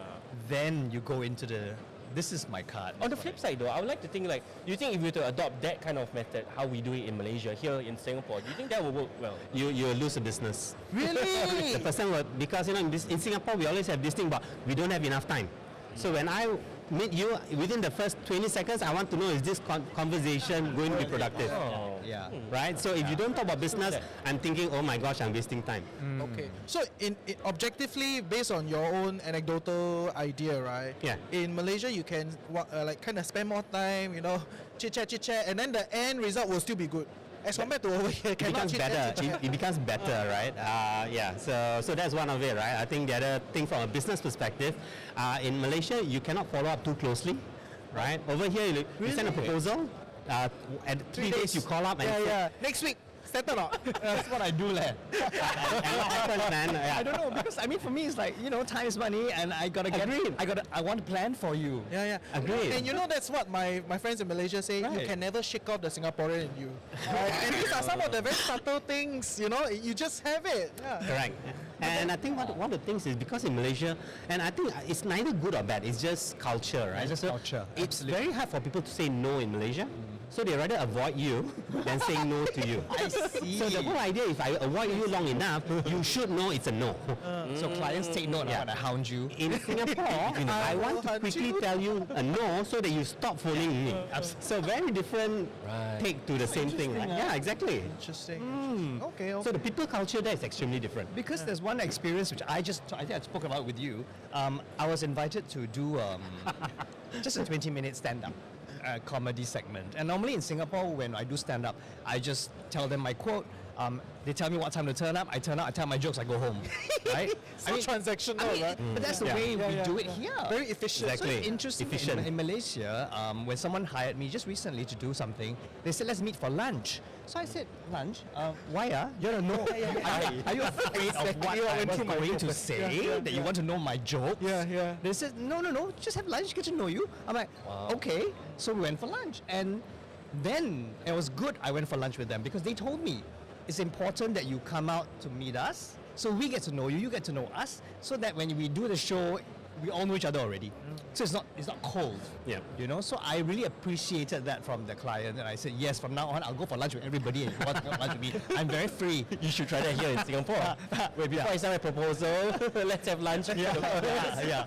No, if you do that here, people roll eyes at you. It's like, why need to lunch? Just send me agreement. I will sign it. I'm ready to go. In fact, over here, you do that, right? They'll be afraid of you because, they don't want to get into trouble of people saying kawan kind of thing, right? So over in Singapore, we are very strong on making the line very clear. Yeah. In Malaysia, we need to blur the line, right? And it's not for negative things, right? It's a lot more about, I need to have a sense of you before I do business with you. But that in both ways it works because, Yes. like you say, it's different culturally. Yep. And I really appreciate Singapore's way of working as well because also we get it done. In Malaysia, we get it done, but another way. You know what I mean? So it's no right or wrong, really. It's Yeah, a business exactly. culture that has a nuance to it, right? Absolutely. Okay. I I think think actually culture has when I'm pro and listening to con. this, right, what I felt that being here so long, you thought there's only one way. And then when you start meeting people like, hey, this is not the only way. I think it's out of the school system. We've been trained to do it that way so long. So and maybe digging into like some of the other entrepreneurs that have expanded, from the SMCCI ecosystem, entering into Malaysia, like because they are in the more like asset business, right? It's very training, very development, Yeah. asset like business. And then there are the asset heavy type guys, right? That they go in, they open shops, Right. okay, like shops considered quite heavy these days, never build roads, right? So not asset heavier businesses, what do they say about expanding into Malaysia? Guts. No? They gotta have guts, and they gotta, because they always say over here it's so cramped, it's so competitive. We just gotta get out. But what I think the qualities that they will have is definitely they got a lot of guts. They are willing to go into the unknown, and they're really okay with not knowing everything. But so I would say the qualities are very similar. It's just that I guess the nature of their products and services are unique, different in that way. Okay, okay. Yeah. Then how do you price your product when you enter the market? Right, because when I first, I think. pricing is a big thing. 3.2, Pricing is a alright. big thing. No, because when I was, I think one of the Malaysian banks reached out, and then we work with all the banks, right? And then they're like, oh, can you send me your rate card? Then after that, goes. No sound, right? Right. And on the back, after that, I heard it's very expensive. Because at that point in time, as an idiot, right, to the market, I just convert. Oh, this is my rate here. I convert. Then I tell you my rate. Then the person just look at it like, this is my 1 month marketing budget, right? Something along those lines, yeah? And they just freak out. So, and I had a few other friends who are also in the media marketing business, and they are established players here. They're trying to enter the market. And then they ask me, how to price? And I tell them, okay, you convert, divide by 2. Oh, is it? That is kind of how I price. That's your formula. Convert, divide by 2. Okay, so that is the pricing model that I go with today. Okay. Yeah, so I want to hear from how you guys do it. For me, when I first started in Malaysia, I realized you cannot do dollar for dollar. Because it's really, really too expensive. Oh yeah. But I didn't know about the divide by 2. So it was really by feel. Yep. And then for me as an entertainer, I had to see what KL people are doing, and my peers. And of course, I cannot charge what they are charging because KL charges, the celebrities charge a lot of money because the market is bigger. And I'm basically an unknown when you step into a different market. Yep. So I had to really lower it to where everyone's comfortable and deal with it and be happy with it and be contented with it. And that's what I had to learn along the way. Be content with what you propose and what's your quote and say thank you very much if you get the job. Okay. So what's interesting about Malaysia is there isn't a benchmark. Exactly. So Really? it really, You feel so? okay, because let's look my at point of view industry, is I straddle. There are some days I think like, wow, there's no benchmark. Like you can shout whatever price the person want, they will take. Right? And then there are other days I was like, oh my god, the benchmark is so low. How to fight? You know what I mean? Yeah. Right. So I straddle with this. So happy to hear your point of view. Okay, kind of put it as services, right? If you're services, the benchmark, there isn't really a benchmark. There is a lot of voices. It goes back to the culture, right? It's a very people culture. And Malaysia is very hierarchical, which means the top boss always wins. So if the boss likes you, it's regardless of rates. It's true. Right? So in Malaysia, the price flex elasticity is huge. If they don't know you, then they will play with the lowest price. If they know you, then price is not a matter. So it comes down to who do you know. So I think that will be one way I look at it, right? Now my product is a bit more commoditized product. So like training and all, they do have certain rates, and just like in Singapore we have WSQ, in Malaysia they have the HRDF. So there is a price, and majority of consultants play at the price. I play at above the price. And what's interesting is you need to assess the person you're working with. If the person is very much like a Singaporean, then you have to play the Singaporean game. Right? If the person is like a Malaysian, then it's a lot about building the friendships, rapport, and you cannot run away from social media presence, right? People size you up on that. Actually, on that note, right, the pool that you're talking about, actually, it's part of the Malaysian system, right, where all the employers have to pay an X amount to the employee, or based on the employee into an account, right? And in this account, you can tap on. Right, and so service providers have to tap on this account. Right, and I know there's a lot of money in this account. Collectively across the board. But there is, certain requirements. Certain stringents to this thing. Right, and can you elaborate more about that? Because I was telling my friends, do you know that in Malaysia, across the workforce, because of this system, there is X amount of money put on the side, and then everybody was like, really? I want to sell that, right? So please elaborate for us. So a few things, right? First, earlier on you're talking about pricing. So you cannot charge the Singapore-based pricing. But so if you go to Malaysia, you're looking at volume. So Malaysia is 33 million population. Singapore is what? 6. Right? 3 million local. 3 million 6 million collective. Okay, very sensitive topic. Okay, we don't go here. So 33 million population, and the workforce is growing, right? So if you're going to go Malaysia market, you need to recognize, you need to price it locally, but you need to think of a long-term game. That means we are going on volume, right? So if you look at it that way, they have their HRDF system, which is similar to our WSQ and Skills Future in Singapore. But the good thing is Skills Future in Singapore goes to the individual. In Malaysia, it's purely through companies. Right? So the pool is huge. And the biggest challenge in consulting and training is creating awareness. So you'd be surprised the amount of companies who have no idea what training is. In Singapore, we are just overwhelmed with it. Right? Everybody. You say one, no, I say one. It's true. No. I used to do projects with the government sectors and all, and people are. The training never stops. I always get Upskill, upskill, Yeah. all the time. to the grave. Every time I send the email out, then there's an auto email reply, out for training. Out for training. Always Come and train with us, In Singapore, there's such a thing as training fatigue. Right? People have gone to the point eventually when the boss asks to go for training, they look at which hotel you're having the training. Because let's go for the food, right? I'm just too trained. In Malaysia, it's the opposite. Not everybody understands training. Right? And that's quite surprising. So the money is huge. It's about bringing value. And I think what was interesting is after COVID, there were more employers looking for quality training rather than just the cheapest training. Yeah, I think that's starting to happen right now. I think for us in Malaysia is to get the word out there that we are there. Yep. You know, so I think that's why we're doing the HRD conference in October in KL, just to tell people that we're here. Yeah, I should go. Yeah, 30th September to 2nd October. Come to KL, we're there. I'll perform for you. Come for the food and drop by for conference. Yeah, but having said that though, I mean, it's still a learning process for me and my business partner to how to position ourselves, first of all, in Johor. Secondly, in KL and Malaysia-wide, because I mean, we've done training in Ipoh and all that stuff, but I think to get the word out there. Engages you in Ipoh for training. Ipoh is where the food is. Wow. I want to know. It was the girl guides. Wow. Yeah, the girl guides, because they had to do a presentation for the Queen. And that was She's the patron, right? She's the patron. Yeah, she's the patron. And so it's about getting teaching them how to be confident presenting in front of a huge crowd. So So I mean, it's interesting for our kind of work that we get to travel around, that we get to meet new people. Our clients are always brand new, and sometimes we get repeat clients. But here in Singapore, we also have very, very loyal clients, which we're very grateful for. Running both countries has been very interesting. Getting the word out differently, it's different in both countries as well. It's very different strategy, right? Strategy is different. Yeah, exactly. But I wanted to come from a point of view of, let's say I'm a Singaporean and I want to go into Malaysia, start a business. I mean, you've been almost 10 years, right, Ozan? Like, there's a lot of anxiety, there's a lot of confusion, there's a lot of I don't know what I don't know.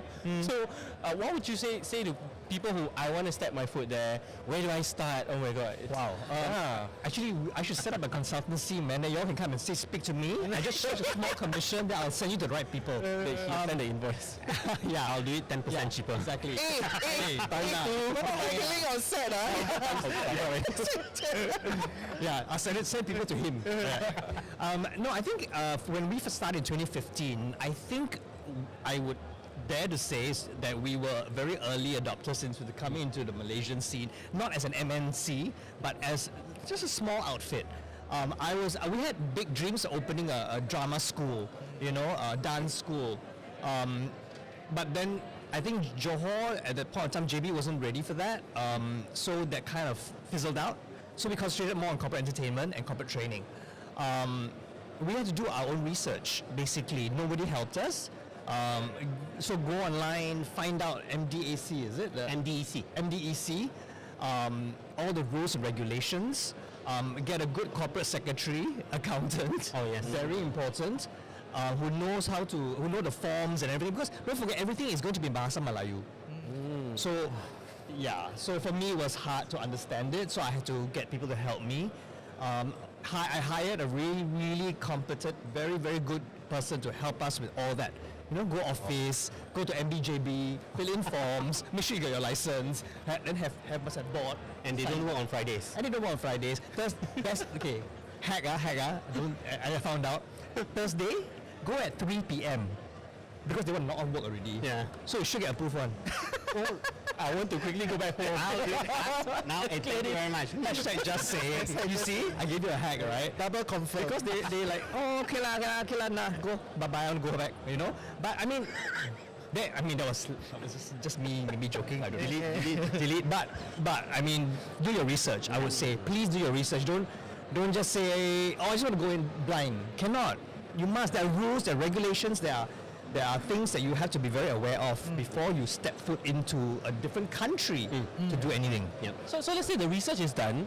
Then how about the people aspect? Like, okay, so I've got all the corporate secretary, the finance stuff up, right? But I don't know anyone, or I don't really have partners or contacts. I don't have a network. Wow. Especially when they are like professionals here, right? Like you're a Yeah. professional in Singapore, then you have garnered your skill set for 20 years, then you think you have accumulated enough, you want to, explore a different life. I would say, very important, get to know the people in the Singapore consul, the consulate, because they have all the contacts. Right. Why not? You say, I am a Singaporean, I want to set up my business in Malaysia, in Johor, or in KL, or wherever. Get to know the Singapore consulate, the High Commission, because they have all the contacts and they will help you. Enterprise Singapore, so many EDB, I mean, those are coming in, but those going out. i.e. Singapore. i.e. Singapore, I beg your pardon. They are the, exactly, right? They got KPI, just say. So they will talk to you. Yeah, I mean, they will help you. Why wouldn't they? Because you are bringing the Singapore brand out, and so that's what I did as well. I made friends with, and they're now really amazing friends of mine, people in the Singapore consulate, and Singapore Global Network. It's SGN as well. Yeah, it's under EDB. Yeah. Correct. And get to know people like Isaac because he's very he got network. I built over time. Exactly. Because I work in Singapore. I never worked in Malaysia, right? So when I go back, I have to literally start from scratch, right? But I think when you're talking about going to Malaysia, right? Doing your research via formal market research is one thing, but being on the ground is totally another thing. Absolutely. Right? And Malaysia is so huge.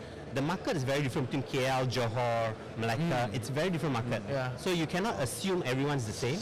Okay. Right? Can you give us an overarch? I know it's a bit of a it's a high calling. It's not easy, but give us a arc of like overall in the consultancy, this kind of services business across Malaysia, different state. What are we looking at? I mean, you're in Ipoh already. Like hello. So how does it look like across the different states? Okay, generally you have your main states, your Penang, your KL, Selangor. I think the other states not very happy, when you say they They are more industrial, they are more cosmopolitan. Right? Now, interestingly, Johor, so Johor is the second most popular state in Malaysia. The first is being Selangor. Despite having the most popular state and having majority of people working in Singapore, they don't spend like a KLian. Right? So I was just talking with Roseanne the other day. A lot of people assume Johorians earn Singapore dollars, will spend like Singaporeans. Not true. Right? So they still behave like Malaysians in terms of spending. So like for me, when I started my business in 2012, I went straight with KL because most of the decisions and by MNCs are always in KL. Absolutely. Johor is where the factories are. So a lot of decision making in KL, which is why I think you end up going KL more frequent because the big things are there. So KL is the main place. Penang is also very industrial, but Penang is hyper competitive. Okay. In what sense? More competitive than so KL? let's talk about training and consultancy, right? Penang is such a competitive market.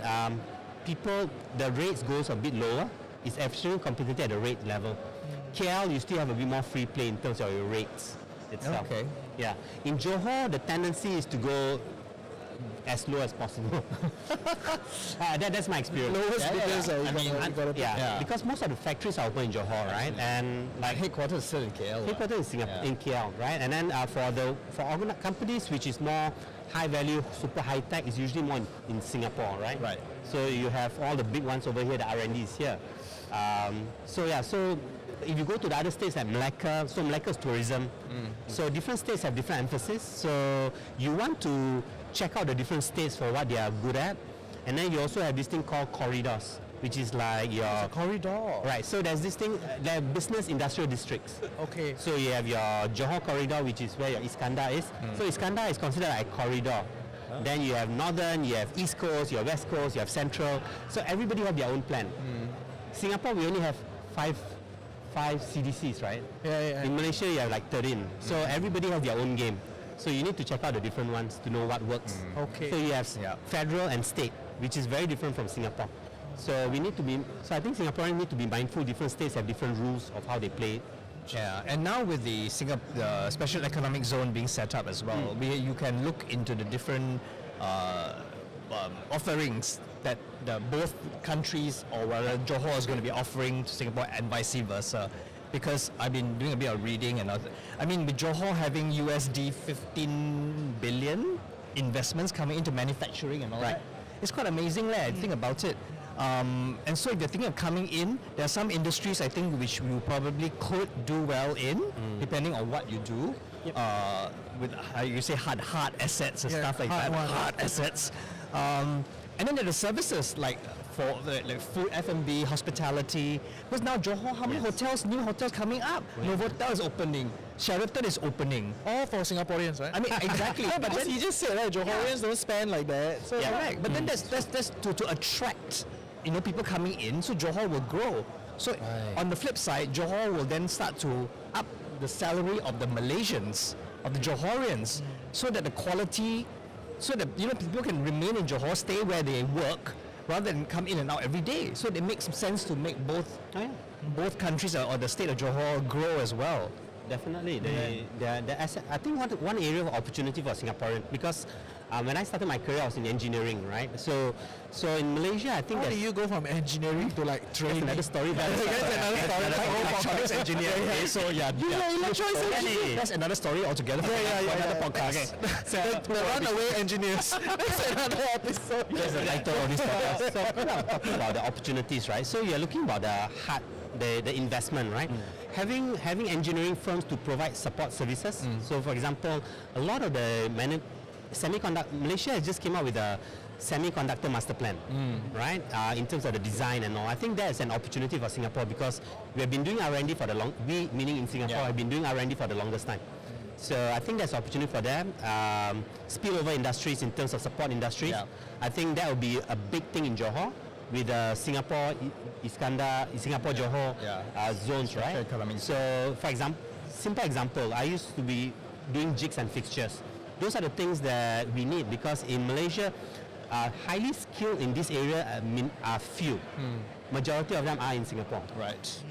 So there are a lot of rooms for SME manufacturing. Right. Support services, semiconductors coming in. Those are the areas that Singaporeans can look.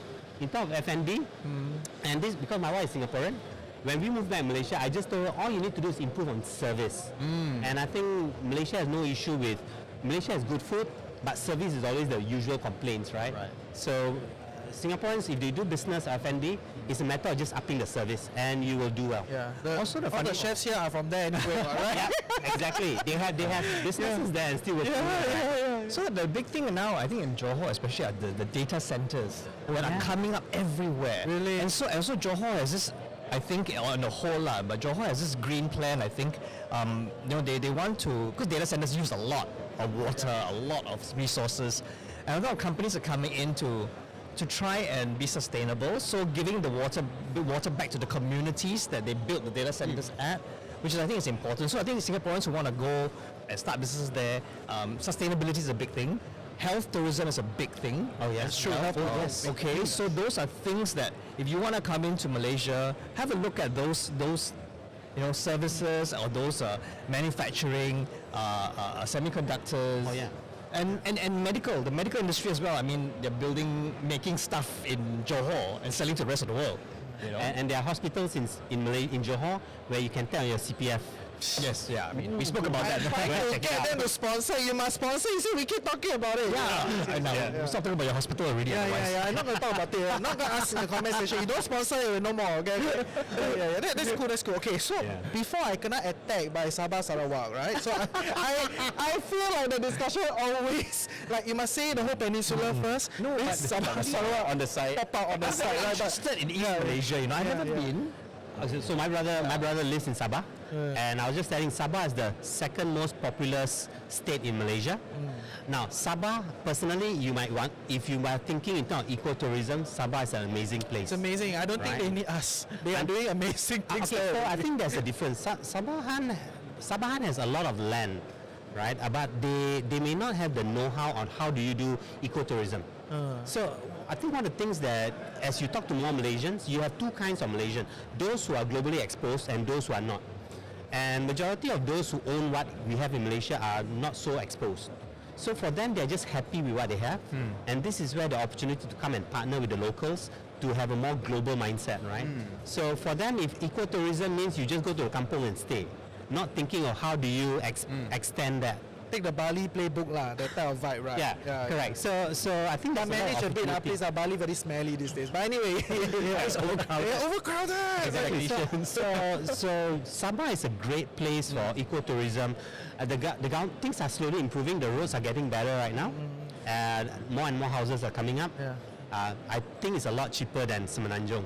Yeah. So it's a nice place. Sabah is Prices are a bit more expensive compared to Semenanjung because of the what's tariffs. Semenanjung? Semenanjung means West Malaysia. West Peninsula, So peninsula. Okay. Okay. Semenanjung is the Malay word for it. Sorry, yeah. I need to show I'm Malaysian. Yeah, so. yeah. It's okay. I know. Yeah. So Sabah is a really good place for this. I think the challenge that if you're going to do now the other thing, and this is just my experience, I find minus KL, Sabah is another place where people speaks reasonably good English, really good English. It's true. So that's one thing I noticed, right? You have a lot of Sabahan Sarawakian who speaks good English, and that may be an asset itself over there. Okay. And KK is amazing. Right, the Yeah? KK town, the way they run it. Let's do a podcast there. Bring me. Yeah. Okay. We will go. Me too, bring me over. Yeah. Then we'll go there. Okay. Yeah, But is it just a very tourism type of game, or? No, you have a lot. Oil and gas as well, right? Oil and gas, not so much Sabah, it's more Sarawak. Oh, Sarawak, okay. Right, Sarawak and Brunei. But Sabah, I think you have, the other thing will be the logging and the forestry. So that's part, right? But if you're talking in terms of sustainability, because one of the things that if you're starting to look from business to business, I think BCA standards, the building, they are bringing the Singapore energy savings into Malaysia. So there are places, I think Sunway is taking it, right, to actually promote this whole idea of greenery. So BCA standards are going in, so Singaporeans can actually bring that more and more. Amazing. That's a great idea. Great idea for you guys. Amazing. And then in Sabah, you have a lot of the eco stuff, right? I mean, I would say more eco because that's most obvious. Yeah. Durian. Sabah has this one durian that is amazing. Is that the red color one? Yeah, the red I've never color tried one. Tastes I like have not tried that. Tastes like cream, like when you can even pick it up. Sabah, Another reason. I don't know why they never export. They need to export. Okay. Once again, people are not exposed, right? So they're just happy. I think one of the things in Malaysia we want to do more is to get people to be more aware that what's going on globally. Right. Yeah. Why do you think it's not happening? Why do you think they don't think global in a sense? But that's also providing opportunity for Singaporeans to go into partner lah. Yeah. Make it Right. happen, But then, right? it goes back to people culture. Right. Generally, Malaysians are very contented. Okay. We are just happy, and this is one of the big difference between Malaysia and Singapore. In Singapore, we assume everybody aspires to be a tauke, everybody aspires to make $1 million. That's a general assumption in Singapore. In Malaysia, not everybody thinks that way. Some people is just happy sitting by the seaside, go and catch But fish. it's okay too, what? It's okay, but it's not. But when a Singaporean goes to Malaysia, they would use the money bait as a way to, shall we do this? We'll make 10 million. I see opportunity every corner. Everywhere. This one can improve. That one can improve. This one can do. That's This one the Singaporean mindset in Malaysia, right? Exactly. There's so many things. But then, where do you draw the line between exploitation and letting Okay, we people? don't go there. Okay, all right. That's a dark topic. But generally, Malaysians are very contented, which is why the people culture is important. So I think the way I find how Singaporeans can partner Malaysians is bring the business savviness there, but respect the locals in terms of recognizing they want to build a relationship and symbiotically grow it. But I think the other part is learning to slow down. I was always asking you, how's your slowing down? Singaporeans find it very hard to slow down. If you are at your work desk in Singapore and you don't do work for 10 minutes, you will feel guilty, right? You just need to keep busy. In Malaysia, 10 minutes is not enough. That's why we have a garden. I talk to my plants. So I think it's a good synergy if you can do that. Yeah, absolutely. So just to recognize, not everybody wants to make $1 million. They will talk about it, but they may not want to go over it. So we just need to recognize It's quite a lot of work. It's different. Yeah. So if you have any comments, any questions, put it in the comment section. I'll answer you. Maybe now, maybe next podcast. We'll see where it goes. Yeah. But I also want to highlight in Sabah Sarawak, there's a lot of tech talents. It's very under-tapped. Like a lot of people are struggling to recruit tech hires. In Sabah Sarawak. Sabah Sarawak. So there's a lot of. I think the government is investing a lot. I think once the government puts out the infrastructure, especially internet, the locals will just bloom, right? Because we have a lot of smart talents, and I think Malaysia has a lot of talent. It's just that either they are comfortable where they are, which is the beauty of Malaysia, right? You can be comfortable without doing a lot, right? This is the beauty, and it's also the whammy in that sense, right? I sense envy there. Of course, I am envious. But I think livability as well in Malaysia, if you want to come and start up a business and live there, because you have to be on the ground, like you said, to network, to meet people, to set up your business. I think for me personally, it has been, this always go, whoa, I don't live in JB, like very far away like that. Actually, no, it's Woodlands plus 20 minutes. Come on. You live in Woodlands, Sembawang, it's already very far from where we are now in where we now start Marina Bay Sands City. But you know what I mean? It's literally from north to south. So it's not that bad. If you want to live elsewhere in Kuala Lumpur and Penang, of course you have the distance. But I think livability in terms of setting up business there is very doable. And of course it's definitely much more reasonable and cheaper than Singapore. However, like I said before, you want to set up your businesses, please make sure that there are hoops to go through. Okay? I think in Singapore it's easier to set up a business here than in Malaysia. I think. Definitely. So I think for differences, right? I think in Malaysia you should use middlemen to get a lot of government things done. When I say middleman, somebody to process your documents, right? A runner kind of thing. Exactly. In Singapore, we are promoting doing it yourself. In Malaysia, it's always good to work through. So, for example, if you're going to hire a maid, you might as well use somebody. Don't try to do it yourself. You want to renew certain licenses, it's better to go through somebody because they understand the inner workings. System. Yeah. Having said that though, this year I renewed my employment pass. We did it on our own because we used to always have an agent do it for us. How is it? So just an agent would charge you a lot of money. Okay. But we did it online on our own. I mean, it was a bit difficult because it's a brand new system that Iskandar region has set up. So you can actually, if your business is registered in Johor, you apply for your EP in Johor. You don't have to go to Putrajaya. But because there's a lot of teething problems, right? So we had a bit of issue, but we got it in the end. So at the end of the day, we did it ourselves. We saved ourselves thousands of ringgit. Yeah. And we did it online. Oh, nice. Yeah, so that's something to think about if you want to register your business in Johor.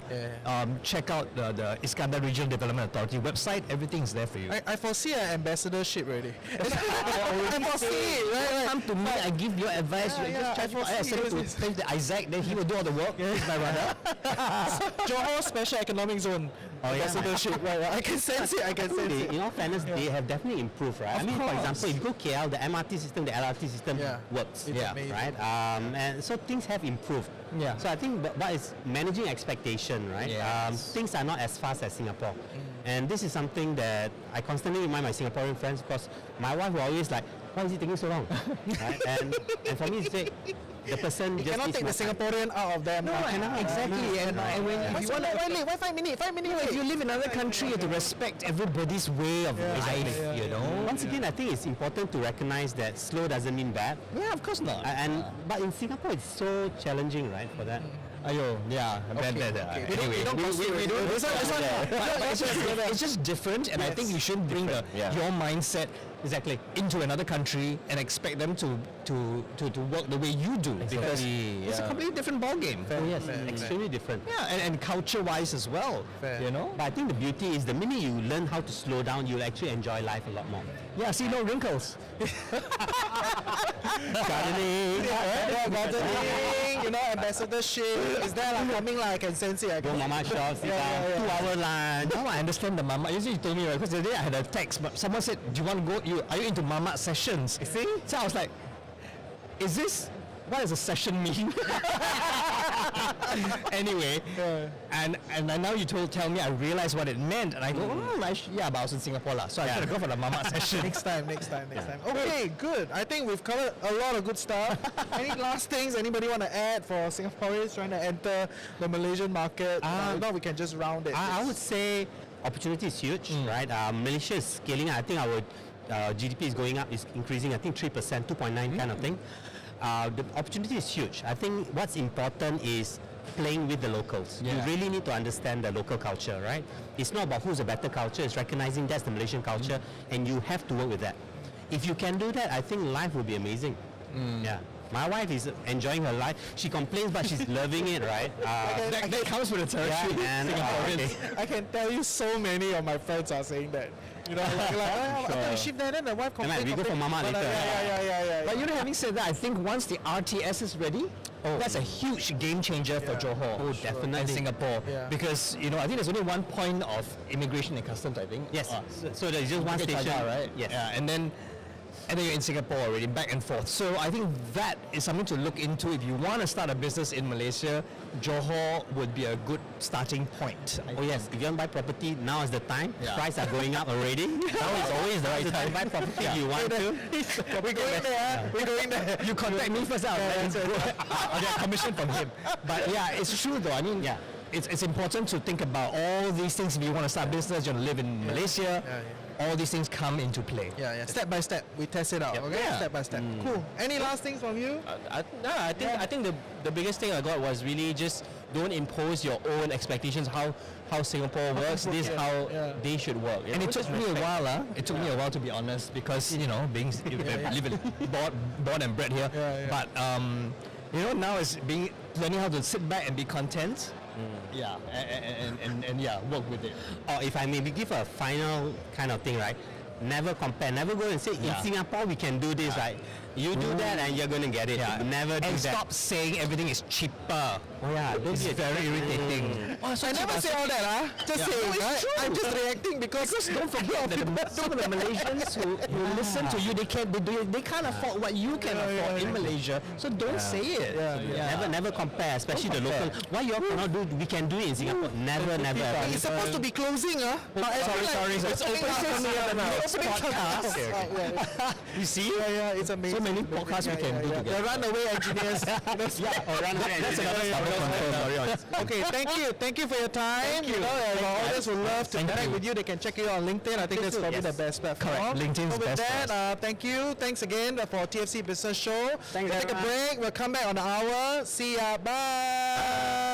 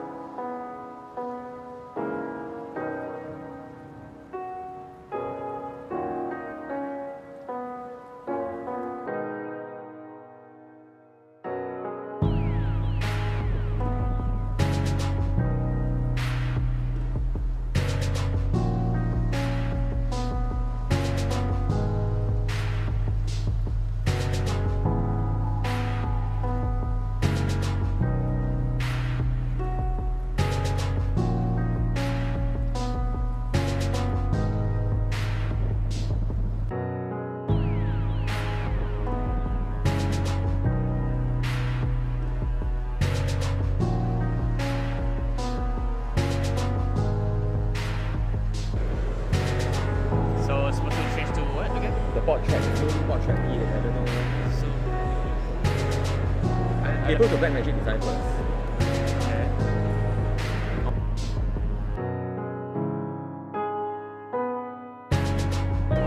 Okay, we try the Black Magic Design.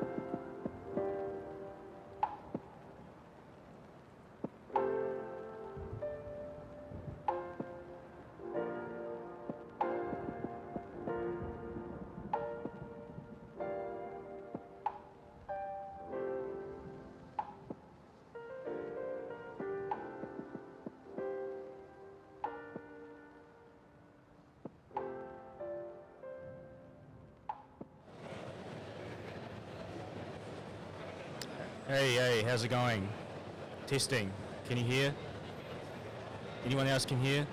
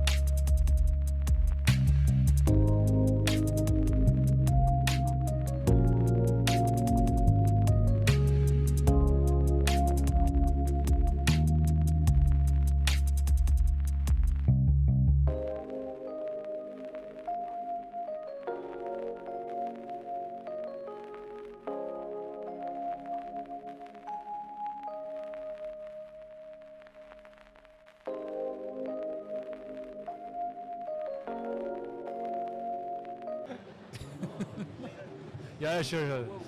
Stream start. Hello and welcome to the TFC Business Show. We are live today from the FLA, and we will continue being live for the next few hours. Yes. But for now, maybe we go to the show, right? Yeah. So I'm Anthony. I'm moving away from Investing Pop. Anthony from TFC. I'm moving away from the Investing Podcast and coming into small businesses. So Welcome. great. Finally, I get to do something else. With me is Sufyan. Sufyan, you want to introduce yourself? Hi guys, my name is Sofyan. I run a consultancy on sales and speaking, and I'm very excited today, Anthony. We have two very esteemed guests today, and we'll let them introduce themselves. So could you introduce yourselves? Sure. Yeah. I'm David, David Bachmann. I'm the Austrian Trade Commissioner in Singapore. Been posted here since 6 years, and yeah, enjoying the island state so far, and promoting Austrian businesses here, and representing Austria on the business and economic side. Austria. I mean, sorry. The only thing I know about Austria is really the sound of music, and opera. Yes, but that's a good thing, that at least there's something you can build on, right? Yeah. It's the classical thing, it's the cultural thing, and Austria is also a lot of culture and music, of course. And the funny thing is, even if you go on a taxi here on Grab, the first thing is that people will tell you the sound of music. That's what everybody knows. Yes. And what not so many people know is that we have a lot of businesses, and our businesses are mostly SMEs. Okay. We're some of large ones, but mostly SME. And we're something in common with Germany, with the south of Germany, where there's a lot of Mittelstand, so those small and medium-sized companies, but they're in their sector world leaders. Maybe we can talk about it a little bit later, so I'll stop deeper here into for it. that. Yeah, but let's hear from our other guests. Could you introduce yourself? So my name is Antonio Garcia. I'm in charge of economic and commercial trade and investment at the Embassy of Spain here in Singapore. I've been here for 3 years already, but I'm familiar with the region. I was posted before in Malaysia, Korea, Japan, and very happy to be here again for my second time at the financial component. Great, now that we've got the introductions out, I guess we really kind of kicked the ball, we got the ball rolling on the brands and what we want to know a little bit more about, which is, you mentioned Sound of Music. Yeah. Right? But I think maybe we want people to kind of like know a little bit more about both the Spanish and also the Austrian markets. Right? Spanish with Antonio and obviously David for the Austrian. So maybe just to kick things off, right? What makes the Spanish and Austrian markets attractive for Singaporean businesses to want to invest or want to venture abroad into? What do you think?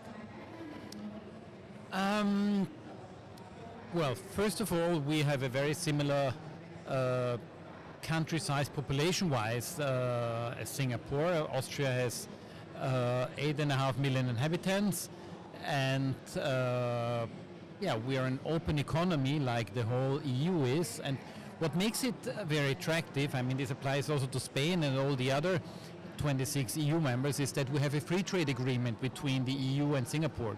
So basically, as of it was concluded 2019, and as of 2024, all tariffs and customs have been abolished. So it's very easy to conclude trade between the two countries. And when you ask what makes it attractive, is simply a stable economic environment. You have a very well functioning law system, and within the EU many things are harmonized. So if you export to one country, you could also export to another one. And I think many Singaporeans have seen Europe only as, like you said, culturally, and you say, okay, I want to go to Spain because I like the jamón ibérico. I mean, you can talk more about that. I like to go to Austria because I want to go to Hallstatt or to see the mountains. But I think it's a bit neglected from the economic and investment side. And if you look at where innovation came from the last decades or even centuries, I mean, a lot of innovation has come, especially since the, I would say, 19th century, out of Europe, and it continues like that. And a lot of components that are being built in things that are being manufactured in Asia, they do come from Europe. Okay. So maybe just to build a bit on the single market point before we get to Spain. So is it that, let's say I import something into Austria, then that goes kind of tariff-free within the EU? right? Is that right? So It could goes be already sold in Germany, it could be sold in... from Singapore already tariff-free into Austria or whatever other EU country. You know, that's the free trade agreement about. So wherever you sell things, it's customs-free. Yeah. Yeah, there is no borders in the European Union. Not borders for trade and no borders for movement of people. Okay. So once we get into either of your countries, we essentially have access to the entire European Union, essentially. There's no woodlands in Europe. Well, you have woodlands. You have not woodlands. Well, since we're on this topic, maybe just to kick the conversation as well, what are some of the common brands associated with the countries? Maybe you can just do a shout out so people kind of have an idea. I mean, Austria doesn't have so many big brands like Sweden or Spain or Germany, but we have some, I mean, we can talk about the SME landscape a bit later on, but the big brands in Austria, definitely everybody knows Swarovski. You have some stores also in quite a lot of stores in Singapore. Red Bull also, KTM motorbikes, a lot of people know them. So just to name three of them, but the other brands, you don't know unless you're familiar with the specific things. So for instance, if you look at the Marina Bay area, everybody knows the Apple flagship store. And you know the glass building, but nobody knows that the glass, it's very specific, very particular, and actually that's Austrian glass. It's an Austrian company building glass because it's round shaped and it needs a lot of technology. But again, if you don't work in that area, you wouldn't know that this is Austrian. And just to give a second example, if you're a prisoner in Changi, you would communicate with Austrian communication systems. But very few people are prisoners in Changi, so I would hope not to know. Let's keep it I hope not, right? And you know the new system for the passport? Yes. Yeah. That system is also developed by a Spanish company. So Spain is not just Zara and Real Madrid and Barcelona. Well, it is also technology, not only fashion and food. Yeah. No? But let's expand that since we're on this topic. How about for Spanish, some Spanish brands and companies associated? Well, there are quite a few in the fashion business. Zara is the most popular one, but also Mango, Desigual, Pin by Lola. You can see them in Marina Bay Sands or... By the way, it's pronounced as mango, not mango, right? Is it? Yes. Okay. So if you want to know how the brands are pronounced, you can ask. As a Spaniard, right? Put it in the comments. And one very popular also the food sector is Yole and Yao Yao in the yogurt ice cream. So it's Yao Yao, not Lao Lao. Yes. Okay. Yao Yao. There you go. There we go. We are receiving lessons today. Yeah. So I mean, it sounds like a lot of the businesses, those are very much established brands, right? So let's put it into the context right now. I am a Singaporean business owner. I own either a service or a product, and I want to get these services and products to Spain or Austria, right? What are some of the policies in place that I can that I've encouraged this? I know you mentioned about the free trade agreement, but besides policies, what are some of the resources that I can tap into to establish myself there? I mean, let me start. I mean, the two of us are the best example. We are supporting our companies, of course, entering the Singaporean market, so that's why we are here with our team. And the same exists for Singapore. So you have SG Enterprise, for instance, and they support Singaporean enterprises going to Europe and supporting not only to Europe, all over the world, of course, and they support them by grants, by giving subsidies, by giving also in-person advice. We also do, although it's not our main purpose of being here, but of course we also give advice. I mean, in principle, you could say it's an open market. You know, the EU is for Singapore open market. That's why we mentioned before the free trade agreement, meaning, I mean, you have to identify the areas you want to go, you want to sell your products, you want to invest, and then I think it's quite easy to do business in Europe, especially because it's harmonized, so the same rules apply to doing business, or let's say to exporting things to Austria than to Spain. And I think it's simply the thing that, I mean, so many Singaporeans go to Europe for holiday just to take this opportunity and, to have open eyes and say, okay, what could I do there? Which business could I establish? Well, what could I invest in? In general, we are very open and friendly to Singaporean companies in general. especially for big investors, of course. But we are also very supportive of the startups. We have a special program now when we have some Singaporean startups coming to Europe, we are also quite supportive. Yeah, and mentioning this, Yes. I mean, I think many European companies or countries have that. We have the same thing. So once a year, we take 10 Singaporean startups and bring them to Austria. And show them the Austrian ecosystem, show them Austrian startups, and trying to mingle them. And we do the same also for Austrian startups. We bring this year it's going to be 6 startups, bringing 6 startups to Singapore, Nice. showing them, bringing them to NUS Enterprise and show them Block 71. And as I said, the same we do with Singaporean startups to Austria. I guess as a follow-up question to that, which is, what are some of the startups or businesses that do particularly well in the two markets and that you've noticed? Or are from there your any experience? sectors that you see a bit more activity in and a bit more interest in your local market, I think? Well, for startups, I think there are many sectors, no? Every sector in which technology is a key factor. Okay. Yeah, you can have one startup. But I would say from Europe in general, maybe AI, quantum, semiconductor technology, I think they are quite popular. Okay. I think for Austria in particular, also because next door we have the medical fair, so we also have a group participation there, and I would say in particular medical and pharmaceutical products go very well, I mean both ways. So there's also a lot, I would say 1/3 of Singaporean exports to Austria are in the pharmaceutical market. I mean, Singapore invested a lot in pharmaceuticals and biomedical technology. And the second thing is mobility is also going well. Austria is within Europe one of the centers of suppliers for the automotive industry. So if you look at all the big brands in Europe, they all have either Austrian batteries inside or light systems. But again, the car that is sold in the end is a Seat or whatever other European brand. But if you look in detail, you have products from all over Europe, from Italy, from Belgium, and that's what makes Europe, right? You can't really say anymore that's a 100% Spanish product, that's an Austrian product. And that's why we have the single market, because it's so easy to make business with each other. So you might start entering the Spanish market or the Austrian market and end up having a contract with a Swedish company in the end. And that's the nice thing in Europe. Yeah. I think, David, we forgot to mention the most important one. What's that? The sustainability. Yes, of course. Energy transition? Energy and climate. No? Yes. Yeah. Austria has wonderful technology for climate protection.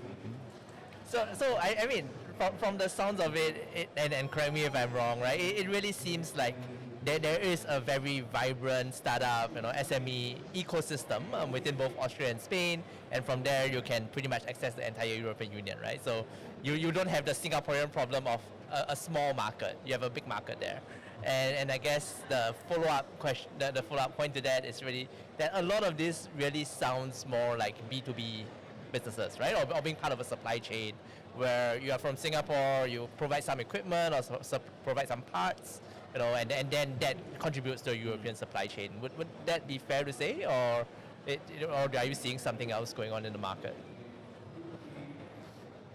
No, I think every strategy is possible. Yeah. I mean, I've seen many Singaporean companies doing business in Europe. Some of them they provide sometimes they provide the technology, other times they provide the marketing, some of them the management. Many of them they provide the capital, like your big sovereign funds. So I think all the possibilities are open. Yeah, and if you look at the statistics, and I don't know how it in Spain, Antonio, but I guess it's similar that, for instance, we have 200 Austrian companies that have a subsidiary in Singapore, whereas if you look the other way around, there are only, I would say, 3-4 Singaporean companies having a subsidiary in Austria. So maybe, Austria, or let's say Europe in general, is not seen so much from the Singaporean side as an investment hub or investment destination. That they, as said in the beginning, everybody says, oh, it's nice to be in Austria, to sit at the lake and have a Wiener Schnitzel or something like that. But Yeah, business-wise, it's a bit neglected. So Singaporeans, and I completely understand also to look in the region. You know, it's booming in the region. Southeast Asia, it's booming. Yeah. China is coming back a bit again, and East Asia especially. But for Europe, it's many people go there, but it's not for business. Well, why do you think? What do you think causes this? Like, is it like a mindset issue? Is it policy? Is it lack of awareness? Or is there just I mean, to me it feels like there's just a very strong traditional industrial base already in Europe, that there's maybe a bit less of a space for, you know, foreign businesses to enter. Right? But that's not the case, because in trade figures, Europe is more open than America to trade with Asia in general. Okay. So I cannot agree with that image of Europe as a fortress. Or Yeah. no, I think we are very open and friendly to trade and investment. I think you asked for the reason, and maybe one reason is because, as you said, in mindset, it's complicated, it's closed, you have so many regulations. And of course, we have the EU and the Commission, and they emit all the regulations from the shape of the banana to the size of the light bulb, and we always make fun of it, Yeah. But on the other hand, having standards also helps that from one country to the other, it's the same. But of course, if you look at it from the outside, it seems like, oh wow, they're making life difficult. But in the end, it's the aim behind it is to make life easier for everybody. And when we chatted here in the beginning, you mentioned the Channel Data Protection Act in Europe. This was introduced, I think, like 10 years ago. And, well, I would say there's one big difference between Europeans and, I would say, many Asians, that in Europe, we complain a lot. It differs a bit from country by country, but in general we complain. And whenever there's a new policy introduced, we complain, we discuss for months, for years.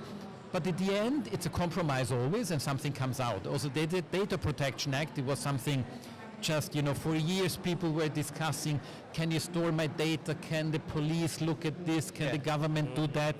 And okay, we have the Data Protection Act in the end. And the difference in Asia is, for instance, now that as of 1st of October, every company must have a data protection officer. And the European Data Protection Act is more or less copied and put into practice in Singapore. Yeah. Just the difference is, you're not being asked. It's put into practice, and the government says, okay, it's good for everybody, just do it. Don't ask, we do it, okay? Yeah. So no complain, just put it in force. And I think when you look at our policies, again, you hear politicians from the left, from the right, from the center, everybody bringing arguments, this is good. Think about COVID, We had a big mess in Europe. Everybody was saying, this is good, this is bad, and in Asia, it just said, okay, guys, you stay at home, you get vaccinated, and once we have over 90% vaccination rate, the thing is over. So now you could say it's a thing brought from centuries, because here it's more about the individual is bringing good for the community. Right. And in Europe, it's everybody's an individual, which dates back to the French Revolution. It's me, myself, I'm important. And it's not about my parents, grandparents, of course, it's also, it's about I'm the individual and I matter. And I think this is behind everything, you could say, and that's why we have such a big difference in perspective, maybe. Yeah. But anyway, for Singapore, regulations shouldn't be a problem. Okay. Because it's very difficult, it's very easy to communicate each other. The proof is that we just have signed an agreement, digital agreement, between the European Union and the Singapore. It was signed in July. Okay. And in this agreement, it's a kind of FTA, free trade agreement, but only focus on digital economy. And the data protection is one of the clauses of the agreement, and we have understood each other perfectly. Yeah, sorry, maybe just to provide a bit more context, right? So before the show we were chatting, and my impression, which seems to be mistaken, was that there really is a real compliance cost in the Europe, whether that's with GDPR, whether that's with labor protections, I think compared to maybe how we think about doing business, especially small business in Southeast Asia, Europe is a more developed environment with more protections, right? Which is obviously good for the population, but not so obviously maybe a bit of a hamstring for businesses as they look to cut costs and, especially startups where they try to be revenue generating quite quickly. So I think that was where the concern is coming from. But I think we've cleared that up quite quickly. There are routes and policies that kind of leads to these differences really maybe not being as material in practice, right? That there are ways for businesses to get around it and it's not an entire showstopper right from the beginning. Yeah. I'm very curious if Singaporean firms and companies want to expand in Spain and Austria, and based on your experience, what are some of the challenges that you find would be a little bit of a hurdle for Singaporeans or Southeast Asians in general? Is it language? Is it mindset? Is it culture? Is it how we work? Is it whether we report on time or not? What would be some of the issues that I think in Spain, language can be a problem. I mean, we are doing a lot of effort for new generations to speak English at the schools and universities, but still not 100% of the businessmen can speak English. Yeah, I would say that might be the only problem. The only problem. Okay. So do typically Singaporean businesses, they learn the language, that's how they kind of expand further, or they adapt? I mean, if you go to Spain, speaking Spanish is much easier. Okay. Because not everyone is fluent in English. Right? Okay. How's the case like in Austria? Yeah, in Austria, I mean, talking language-wise, we have a language, German, which is not spoken all over the world. And I would say English is quite common. Everybody speaks English, especially those companies active in international trade. So I'd say that the obstacle would be more that people might not think of Austria as a business location, because as you started our conversation, it's like it's more music and culture, so it's simply the mindset, thinking of, okay, that's not a country making business with. If you don't know it, so. Right. But that's kind of our rule, right?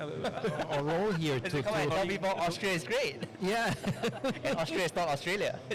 That's exactly, that's very true. But I have the experience in Singapore.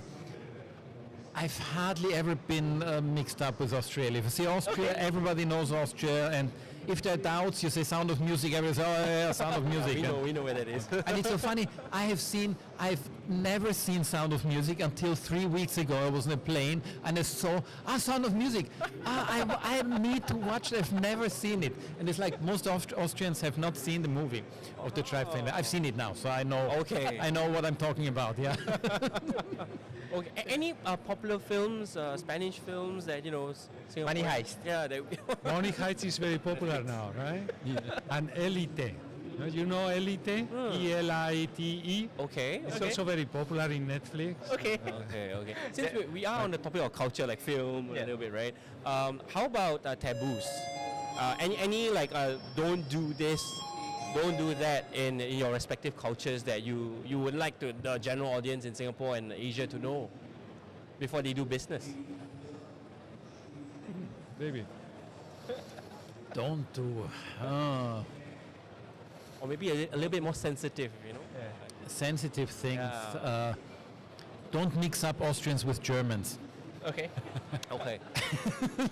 Yeah, that's. No, because often it is, Austria, Germany, same language, and it's always the same thing, a small country, big brother next door. Oh, we know that. Yeah, we know that, right? Okay. But, I don't know what is the don't do recommendation. I cannot think of anything there. Okay, yeah. Don't order, when in Austria, don't order simply a coffee. Oh, really? No, you need to know which coffee. A small brown, a big black, melange. Austria's kind of home to coffee. And in Vienna, you have, if you enter a coffee shop, one of the traditional ones, you have 30 different coffees. Okay. Yeah, there is one big mistake every ASEAN is doing in Spain. They try to have lunch at 12 p.m. or dinner at 8 p.m. No. No? Lunch is starting at 2 p.m. Dinner is started at 9 p.m. Wow. At 8 p.m. they start closing in Vienna already. Okay. If you got a lay of the land, we kind of know. Okay. Yeah. Then I think in terms of accessing the market, I think we have all been quite clear that it's quite free and quite open. But do you see a lot of joint ventures coming in? Maybe a local partner to help with localization and things like that, or even more specifically, are there any localization requirements, right, in your countries? Do you need a local director, for instance, things like that? No? No regulations. No, Okay. we are very well. Now there are some specific permission for strategic sectors, no, like energy or banking. But apart from that, those sectors, I mean, you have no restriction to invest into Europe in general. Yeah.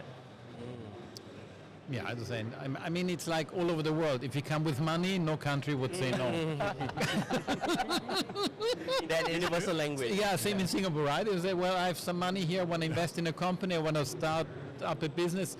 Of course, there's always then the rule, or the question of, okay, if you want to settle here and really get a residence permit, I mean, it's the same in Singapore, you have to follow some rules, the same as in Europe, but in principle, if you're willing to found a company and stay there are ways to do it. You know? Okay. So since you're on the topic of setting up companies and I'm curious to know about staffing. Let's say I do set up my business over in Austria or Spain or even in the EU. What are the policies like for me to recruit or get a team down?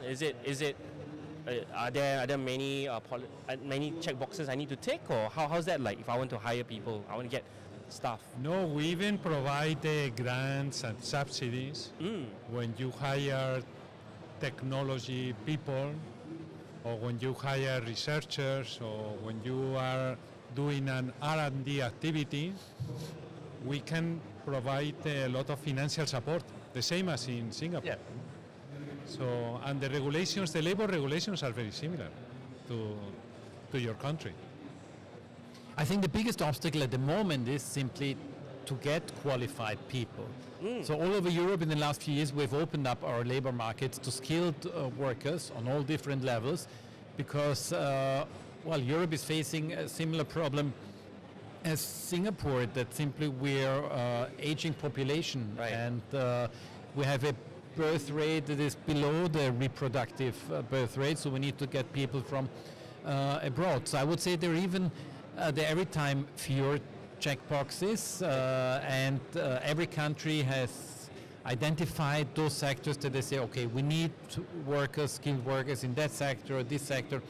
And as I said, every day it's becoming more sectors that we need people because population is getting older. Yeah?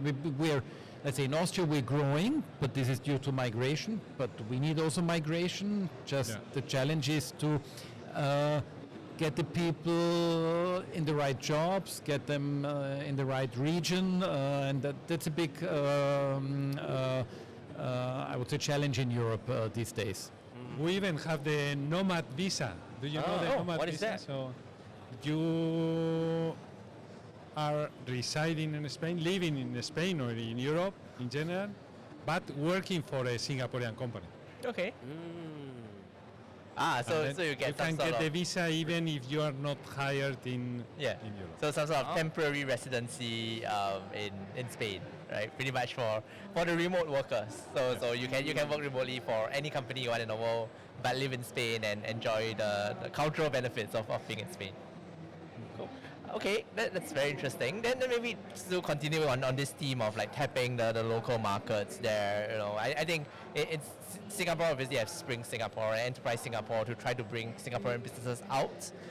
But if there's to be a direct connection, is there any specific trade organization or function within your country that Singapore businesses should try to reach out to or look up to? Well, I would say, as I said before, the Singaporean institutions you could contact. You could contact us at the respective embassies always. And then in Austria, for instance, if you invest, you have the ABA, Austrian Business Agency. They work similar like the EDB, right? The Economic Development Boards. If you want to invest, it's a one-stop shop. You say the area and the amount of money and the amount of people you want to have in the end, and they guide you through the administrative process. Yeah, and I think this is working pretty well. So that's from the Austrian side. Yeah, we have similar organizations to Enterprise Singapore or EDB, and we represent this organization from Spain and Austria here in Singapore. David's office in, how's the name of the building? Atlas? At Parkview Square. Parkview Square. Okay. And my office is in Suntec City. Ah, okay. Well, hopefully people don't disturb you too much after this. No, they're most welcome. No. Yeah, we're welcome. Open. Yeah, do you have any? Yeah, so basically what I'm getting a sensing that doing business, there's this mindset that if I want to do business in Europe, it's not impossible, it's not difficult. There's already policies in place, and there are a lot of resources that I can tap into. You mentioned trade organizations, you mentioned a little bit of the chamber, right? So, okay, so if I want to expand, I kind of know where to go. So, you know what I mean? I guess what we need is a lot more awareness that, it's not that difficult. Maybe the mindset thing that, I can't. Maybe it's more for us to change our mindset, right? That this is not impenetrable. I guess to some extent. Maybe we need to eat dinner a bit later, lunch a bit later, but it's doable. Yeah, I would say that Europe is not only for tourists. It's very attractive, of course, but it's also for business. Okay. I mean, think of Europe as a whole, right? I mean, what is Europe? Over 1 billion inhabitants? Over 1 billion, it's like India or China. But of course, if you look at the single countries, Austria is 8 million. Germany is 90 something million. Spain is 60? 50 million. Yes. So each country you say, okay, it's small, but we're harmonized in our business. That's a big difference. I know there is ASEAN also, and I'm sure you're also gonna get there at ASEAN, but simply we started that process in 1957. And so it's over 50 years, and that's why we are integrated. Now you really can look, I mean, if you look at the EU, I think it's, what is the EU, 600, 700 million altogether. It's also, if you look at one country, it's bigger than the US. So it is a big market, and it's like if you make business and travel between the different US states, the 50 states, Right. it's also easy, there's no border, and the same is in Europe, but still people think of individual countries, and maybe we're much more different between the single countries than the US states. If we go from Alabama to Michigan, it feels still much more similar than going from Spain to Austria. Okay, which since you're on this topic, I guess it's related to like going into the market, right? Let's say I already established, like what are the typical paths for business owners that are expanding? Like, do they start with the local area first, or from your experience, do the businesses, once they put their foot in, they're already they're looking at every market in the EU, or do they usually grow from the localized country that they set foot in once they start? No, they only have one establishment. I see. And they cover the whole European market from there, because you don't have there is full freedom of movement of trade and services and capital. So, and even people. So you don't need to open an office in every country in Europe. Just I think that there might be some localization for language and things like that, but I mean, for certain products, the distribution is different. Yes. Now, if you look at Austria, for instance, I mean, for historical reasons, due to the Austro-Hungarian monarchy and also the fall of the wall and Iron Curtain, so Vienna is established a bit as the hub for Central and Eastern Europe. Okay. So many companies, especially after 1989, have put their Central Eastern European headquarters in Vienna. So that can be said for certain. And it still is a bit the Central European headquarters. Many multinationals are in Vienna, but they're not in Prague or Budapest, for instance. So it's a bit like Singapore, so the hub for the region. And I would say companies normally start by random. I mean, that's what I observed. By random, they have a contact with a German company, and they say, but we have a sub-supplier that is in Austria and Belgium, so you want to make contact with them also directly. And then, and then it spreads, and they say, okay, we've seen the Singaporean company, maybe we also want to have contact with them. So, then they start exploring Europe, and they see the beauty of making business in a continent that is easy to make business with. Yeah, I think like that's really been my biggest takeaway from this, right? Like in Singapore at least, we see Malaysia, Indonesia as a very traditional hinterland, but of course they are developing economies with problems of developing economies, right? Whereas Europe is a bit further away, there'll be a lot more logistical challenges around time differences and maybe a bit of language, but Malaysia and Indonesia have language issues as well, right? But then you get the benefit of a developed economy. So it's a bit of a trade-off, you have big markets there. It's just really the risk that a business is things that they are equipped to navigate, right? And then that might influence the selection of the market that you want to sell into. Which is I understand. I mean, you are from Spain and Austria, but I was curious. I mean, just for the sake of the viewers, if let's say we wanted to expand to Europe, we are not going to say it's a broad strokes that every state will be the same or every business will do well in every kind of country. So in general, what industries tend to do better in your countries and even the other countries in EU, like from your sensing?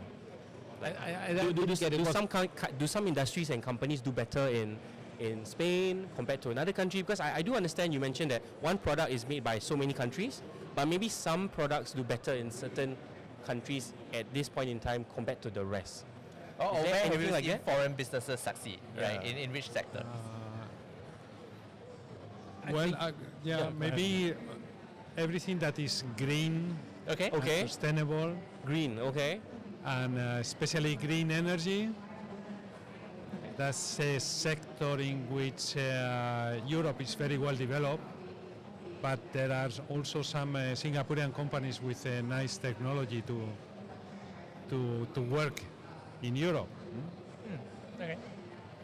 Yeah, I think Keppel has had a few quite big investments over the past few years into Europe, and a few Chinese entities have started building factories and then investing there as well. Yeah, but you could say, for instance, if you look at Europe, could say, I don't know, cars, it's France, Germany, Spain. But also, as I said, the sub-suppliers then come from the smaller countries, and they might come from Austria, Netherlands, or whatever. But I mean, it's they are very fully integrated economies. So, I mean, think of Spain. Textiles definitely something. If you ask me, Spain would say textiles. I don't know, if you look at renewable energy, I would say Austria is definitely one of the players. If you look at I don't know, energy, traditional energy, maybe, I don't know, Poland, Germany, or so. But again, it's in Europe everything is very much interlinked. Even the agri-food industry, very well diversified among all countries in Europe. And you can find very good wine in France, but also in Austria and in Spain. Yeah, that's really what I'm getting from this conversation. It's not one particular country that has ownership of just one kind of industrial sector. It's very complex, diverse. Everyone's involved in the different sectors. So good news for any business that wants to expand the EU. I mean, look at one company that is very large in Singapore, Airbus, for instance. Airbus, yeah. That's a real European company. Although they're based in Toulouse and the headquarters is there, they get parts from all over Europe, literally. It's also parts from Austria. You have the outside, the outside aluminium. It's a big Austrian company producing that. I don't know what comes from Spain. Definitely the products from Spain going there. So so that's really the classical example of a big European company being successful and bringing all European businesses together. And this comes from the fact that in Europe we've been working on integration for decades, and that's why we have this regulation that will say, okay, and if you produce a plug it must have exactly this and that size, because then you can use it in Belgium the same as in Sweden, as everywhere else. And then that's why Apple needs to have USB-C, which is great. Yes. Love it. You know, I mean, just been to Indonesia, then it's, oh no, I got the wrong plug. Oh no, oh, can I get a plug? Oh no, we don't have it here now. So, you know, so, and especially it comes to industry, you know, okay, if you produce that, you can make the same thing in Sweden. That's why you don't need to negotiate on certain things. I mean, you know, in Europe we complain a lot about Brussels. It's always, you know, Brussels, all the bureaucrats in Brussels, what they're doing there. 10,000 people, or even, I don't know how many tens of thousands are working there, but they're doing their job, you know, doing the job of integrating Europe, of bringing everything together. And that's why, I mean, imagining traveling from here to Malaysia, say Penang, whatever, not having to show anything, not even electronic, just traveling through, and in Malaysia you put in the same plug, although I think in Malaysia it is the same plug as in Singapore, right? But yeah, not worrying about industry standards. You don't need a passport. You don't need to get your passport. Just your Don't even need to scan that fingerprint or scan the passport. They'll just go straight through. Okay, cool. I think we are just about wrapping up now and running up against time. One last question, if not, or if there's anything you want to say about bringing European business into Singapore, you know, feel free. The floor is yours. Or like, what would you advise Singaporeans or Singaporean firms that want to do business in your respective countries? What would be your tip or advice for them? Well, I would advise you to visit Europe. I mean, and not just the touristy parts. No, and not only the touristic part. Or come to the fairs, you know, I mean, we have, both of our countries have a lot of group participations at trade fairs, like, as I said, at the neighboring medical fair, we have at the Food Hotel Asia. I mean, there's so many fairs with European companies. Just, you know, go there, talk to them, see what potentially you have as a supplier or as a buyer. I would say we're present in the market. We are here for a reason.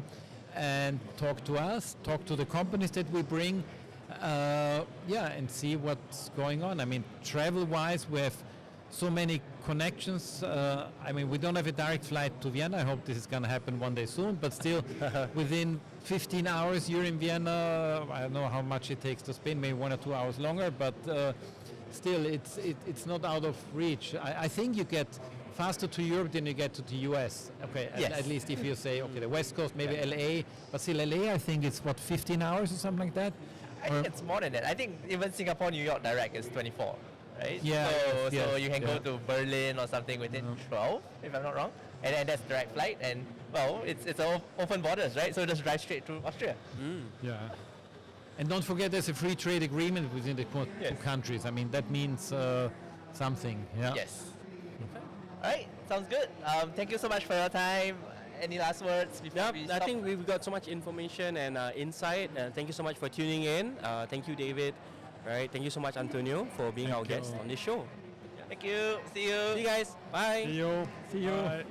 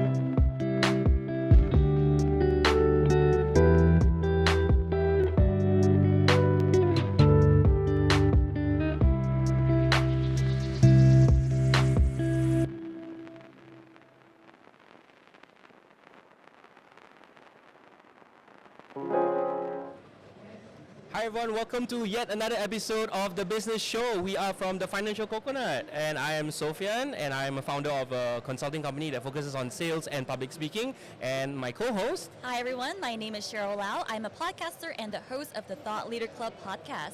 Yeah, so Cheryl, we have two very nice guests that we're going to have a deep conversation, especially on the ASEAN markets today. Yeah. So let's get the guests to introduce themselves. Hi, I'm Seth Setapong Padungpisut. Sawadee krap. I'm from Bangkok, Thailand, Managing Director of Nuances Company Limited. We're providing the business planning and franchise development and also franchise brokerage service in Thailand. Okay. Hi, I'm Bala Ayer. I run an AI company called the Walnut AI based in Singapore.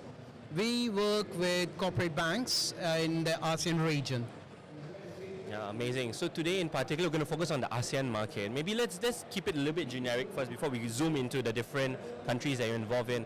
Why is the ASEAN, okay, what's the status of the ASEAN market right now for businesses? Is it still something that's expanding and growing, booming, or are we stunting? What's your take on the ASEAN market currently? The ASEAN is a great place to be in a business right now, because if you look at that, every other country, the growth is very good.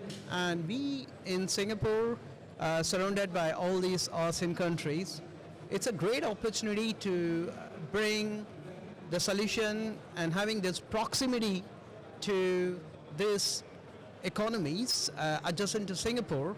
It's an amazing place for us to bring some synergies on the business. So as such, we are very keen, to expand to the neighboring markets. And we find also the cultural similarities is a very good plus for us.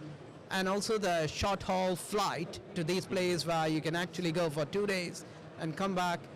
It's an amazing place to actually expand this right now instead of traveling very far off places. Yeah. And I see a lot of opportunity. The first thing is about the population. It's more than 660 million people around that for an ASEAN country, right? And according to other countries, not only Thailand, Singapore, Malaysia, we are in the age of an aging society. But other countries like Indonesia, Vietnam, and other countries is a youth, is like a younger generation. So it's like a mixed culture, diversity for the cultures. Very exciting to see a lot of things and see the growing of the middle income people is expanding, and see a lot of things, that a lot of demanding for the new thing. Right. Interesting you mentioned about demand. In particular, right now from your experience, what are those sectors and markets that have seen a lot more boom in demand from your experience? When I see that, it's about retailing, e-commerce, everything about technology is that they can touch point. The new generation, they like to do it on that. However, the coming for the booming is talking about sustainability as well. Yeah. That's a very popular one, yeah? Sustainability? Yeah, it's definitely an up-and-coming concept. Yeah. Bala, Yeah, so one of the things which affects when economy, as Seth has said, that, there's a lot of sectors booming. So we work on the business banking sector. So in the business banking sector, if the volume goes up, there needs to be a way where we need to do the same volume or bigger volume with the same amount of people and infrastructure. So there is a big need for a role for an AI to play on that. So we actually sell AI to corporate banks, and we see that this particular volume increase is a good catalyst for us to expand and seek business growth in this region. Yeah. Wow, okay, so I guess we can zoom in a little bit. So maybe let's start with Seth. I understand that you in particular, obviously from Thailand, but what are some of the Thai brands that have succeeded here in Singapore? Why are they successful? What were the factors that led them to be successful here? That's very good question too, because I researching as well. There were many Thai brand franchise coming to Singapore, but I checking that some brand have left, and some brand can still expanding. So I'm talking just only the brand that's still existing here. For example, Yelly Yours dessert is a mango dessert. That one is quite good. What I see that how they can survive is about they find a unique dessert that for the Singaporean to understand, and bring the tropical fruit here. It's not like a normal dessert. That's what how they differentiate. Another one that I know is Ko Ang Patu Nam chicken rice. When we say chicken rice in Singapore, everyone know that, right? But the one that come from Thailand is a street food one, but they have the reputation from the Michelin give like that award for that one, right? And they come here, they're expanding, but it's in the Thai style. They keep expanding. What I see that Singaporean have a Singaporean chicken rice, but Thai style have different kind of dipping sauce. Okay. Okay, and the way they change to here, they bring the traditional, bring in what Singaporean like. And another point is when I see that Ko Ang, they come with the good partners. The master franchisee here is a big company here, so they know how to expand, how to invest. Actually, there are some other brand that interested to invest in Singapore. The one that my client come to FLA here is called Toro Fries. It's a long food potatoes. It's expanding and very famous in Hat Yai, for example. And we know that Singaporeans come to visit us. That's what we think that is possible to expand here. It's not calling Thai food, but it's come like a universal food. Universal food. Right. That's what we're looking for. So I'm getting that they are authentically Thai. They know the market, but when they come to Singapore, they've tweaked a little bit so that the local market can be attracted to the product and services that they're selling. So they adapt to the situation. Adaptability is very important. Okay. Yeah. And I'm curious to hear from you. So when it comes to expanding to other markets, like how have you adapted when it comes to different markets? I think it's connecting the dots from what Seth said. I think you talked about chicken rice. Makes me really hungry now. So, looking at the market for the local nuances is the key. So, a lot of time we are very keen to get started very quickly because our advisor, some co-founder, or some of our connect may say, yep, we should go there.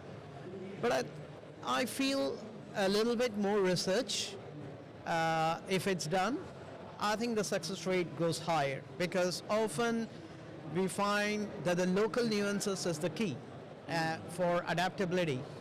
The second thing is to start something small and find out what works, what didn't work, and have a feedback mechanism to refine the offerings. That has been our learnings from that because we did initially make mistakes and we did think that, hey, banks are banks everywhere. So I'm just going to take it out of the box, plug and play. But there is, apart from language nuances, there could be a local regulation and a local process which needs to be respected. So I think a study of that is very, very crucial before we actually expand.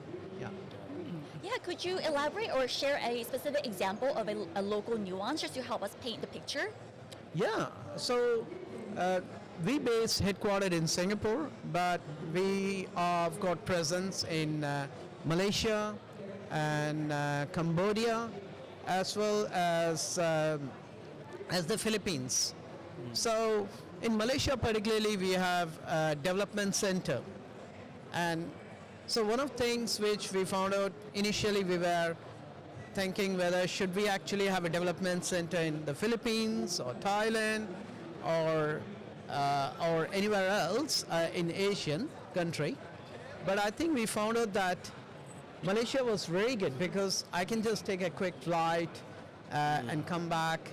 So we have a development center in KL, and in Philippines we have a light development center because we have good clients there. And finally in Cambodia we have 1 or 2 clients. We are experimenting there what works. So you can see each and every region has its own way. What worked for one didn't necessarily have to copy that to other, and we have to put a hat how it evolves and what our aspiration is. Obviously we need to have a plan, but we need to also think through often the progress may be non-linear. So we have to have steps to see how we learn and adapt as well. But Bala, I'm curious to know what was the strategy for you to expand, because you guys are in Singapore, you guys are in Malaysia, Cambodia. What was the outlook? What was your go-to market strategy? You know, our go-to-market strategy is to look at banks and the business bankings. Right. So, as you can see, there are a lot of banks in ASEAN region, and we are looking at specifically business banking, where they accelerate the loan processing time. So, which means we do something called financial spreading, quickly able to read the annual reports. So one of the things we thought through as a go-to-market strategy is proximity. Okay. So if I have to spend a lot of time traveling to a region which is about 8 to 10 hours flight, by the time I come in, 1 week, 2 weeks is gone to, settle back to normalcy. We found that it was easy to go to like Hong Kong and come back very quickly within few days, and then to Indonesia, Thailand, Malaysia. So that's been our go-to-market strategy. At some point of time, when we have a good volume in this region, we will actually expand to other region. Yeah. has that been your experience, Seth, as well? Because you do work with Thai brands as well. What are some of the qualities of brands in your experience that have done well in Singapore? Is it they have a certain outlook of their business, or is it a particular sector that does particularly well compared to others? For the Thai brand, Yeah. right? My perspective is about originate that from Thailand is a key one. Okay. And I see, for example, for Thai food, it's everywhere. It has a local competitors that coming, for example, Thai Express is come from Singapore. Okay. By the way, and other brands from Thai restaurant here, I checking the list. I saw that I never seen this brand before in Thailand. But the one that can come to Thailand and expanding is like they need to have like the unique menu. A unique menu. Okay. Or something that they can import the material from Thailand. So this would be a key. When I hearing about the way of the banking system doing that, it's the same thing for the franchise business. They need to find the local partners. They need to get the partners, not only the franchisee, the supply chain, the logistic, and everything that are combined together that bring us together. Even we're looking for to expand here, we need to get to understand the regulation for like money transfer from the banks. If we know connect with the bank that have a good system for transfer money easily, no other costs, no operating costs for the business. The business can survive. It's not only for the revenue side only, but we need to understand that yes, business is good, but operating costs in Singapore is quite high. The way that we work is not only the traffic, needs to manage the costs and expenses as well. So we can be okay from now. And Bala, I'm curious to know, for you, when you think of businesses that want to expand into other ASEAN markets, what do you think they often overlook or underestimate?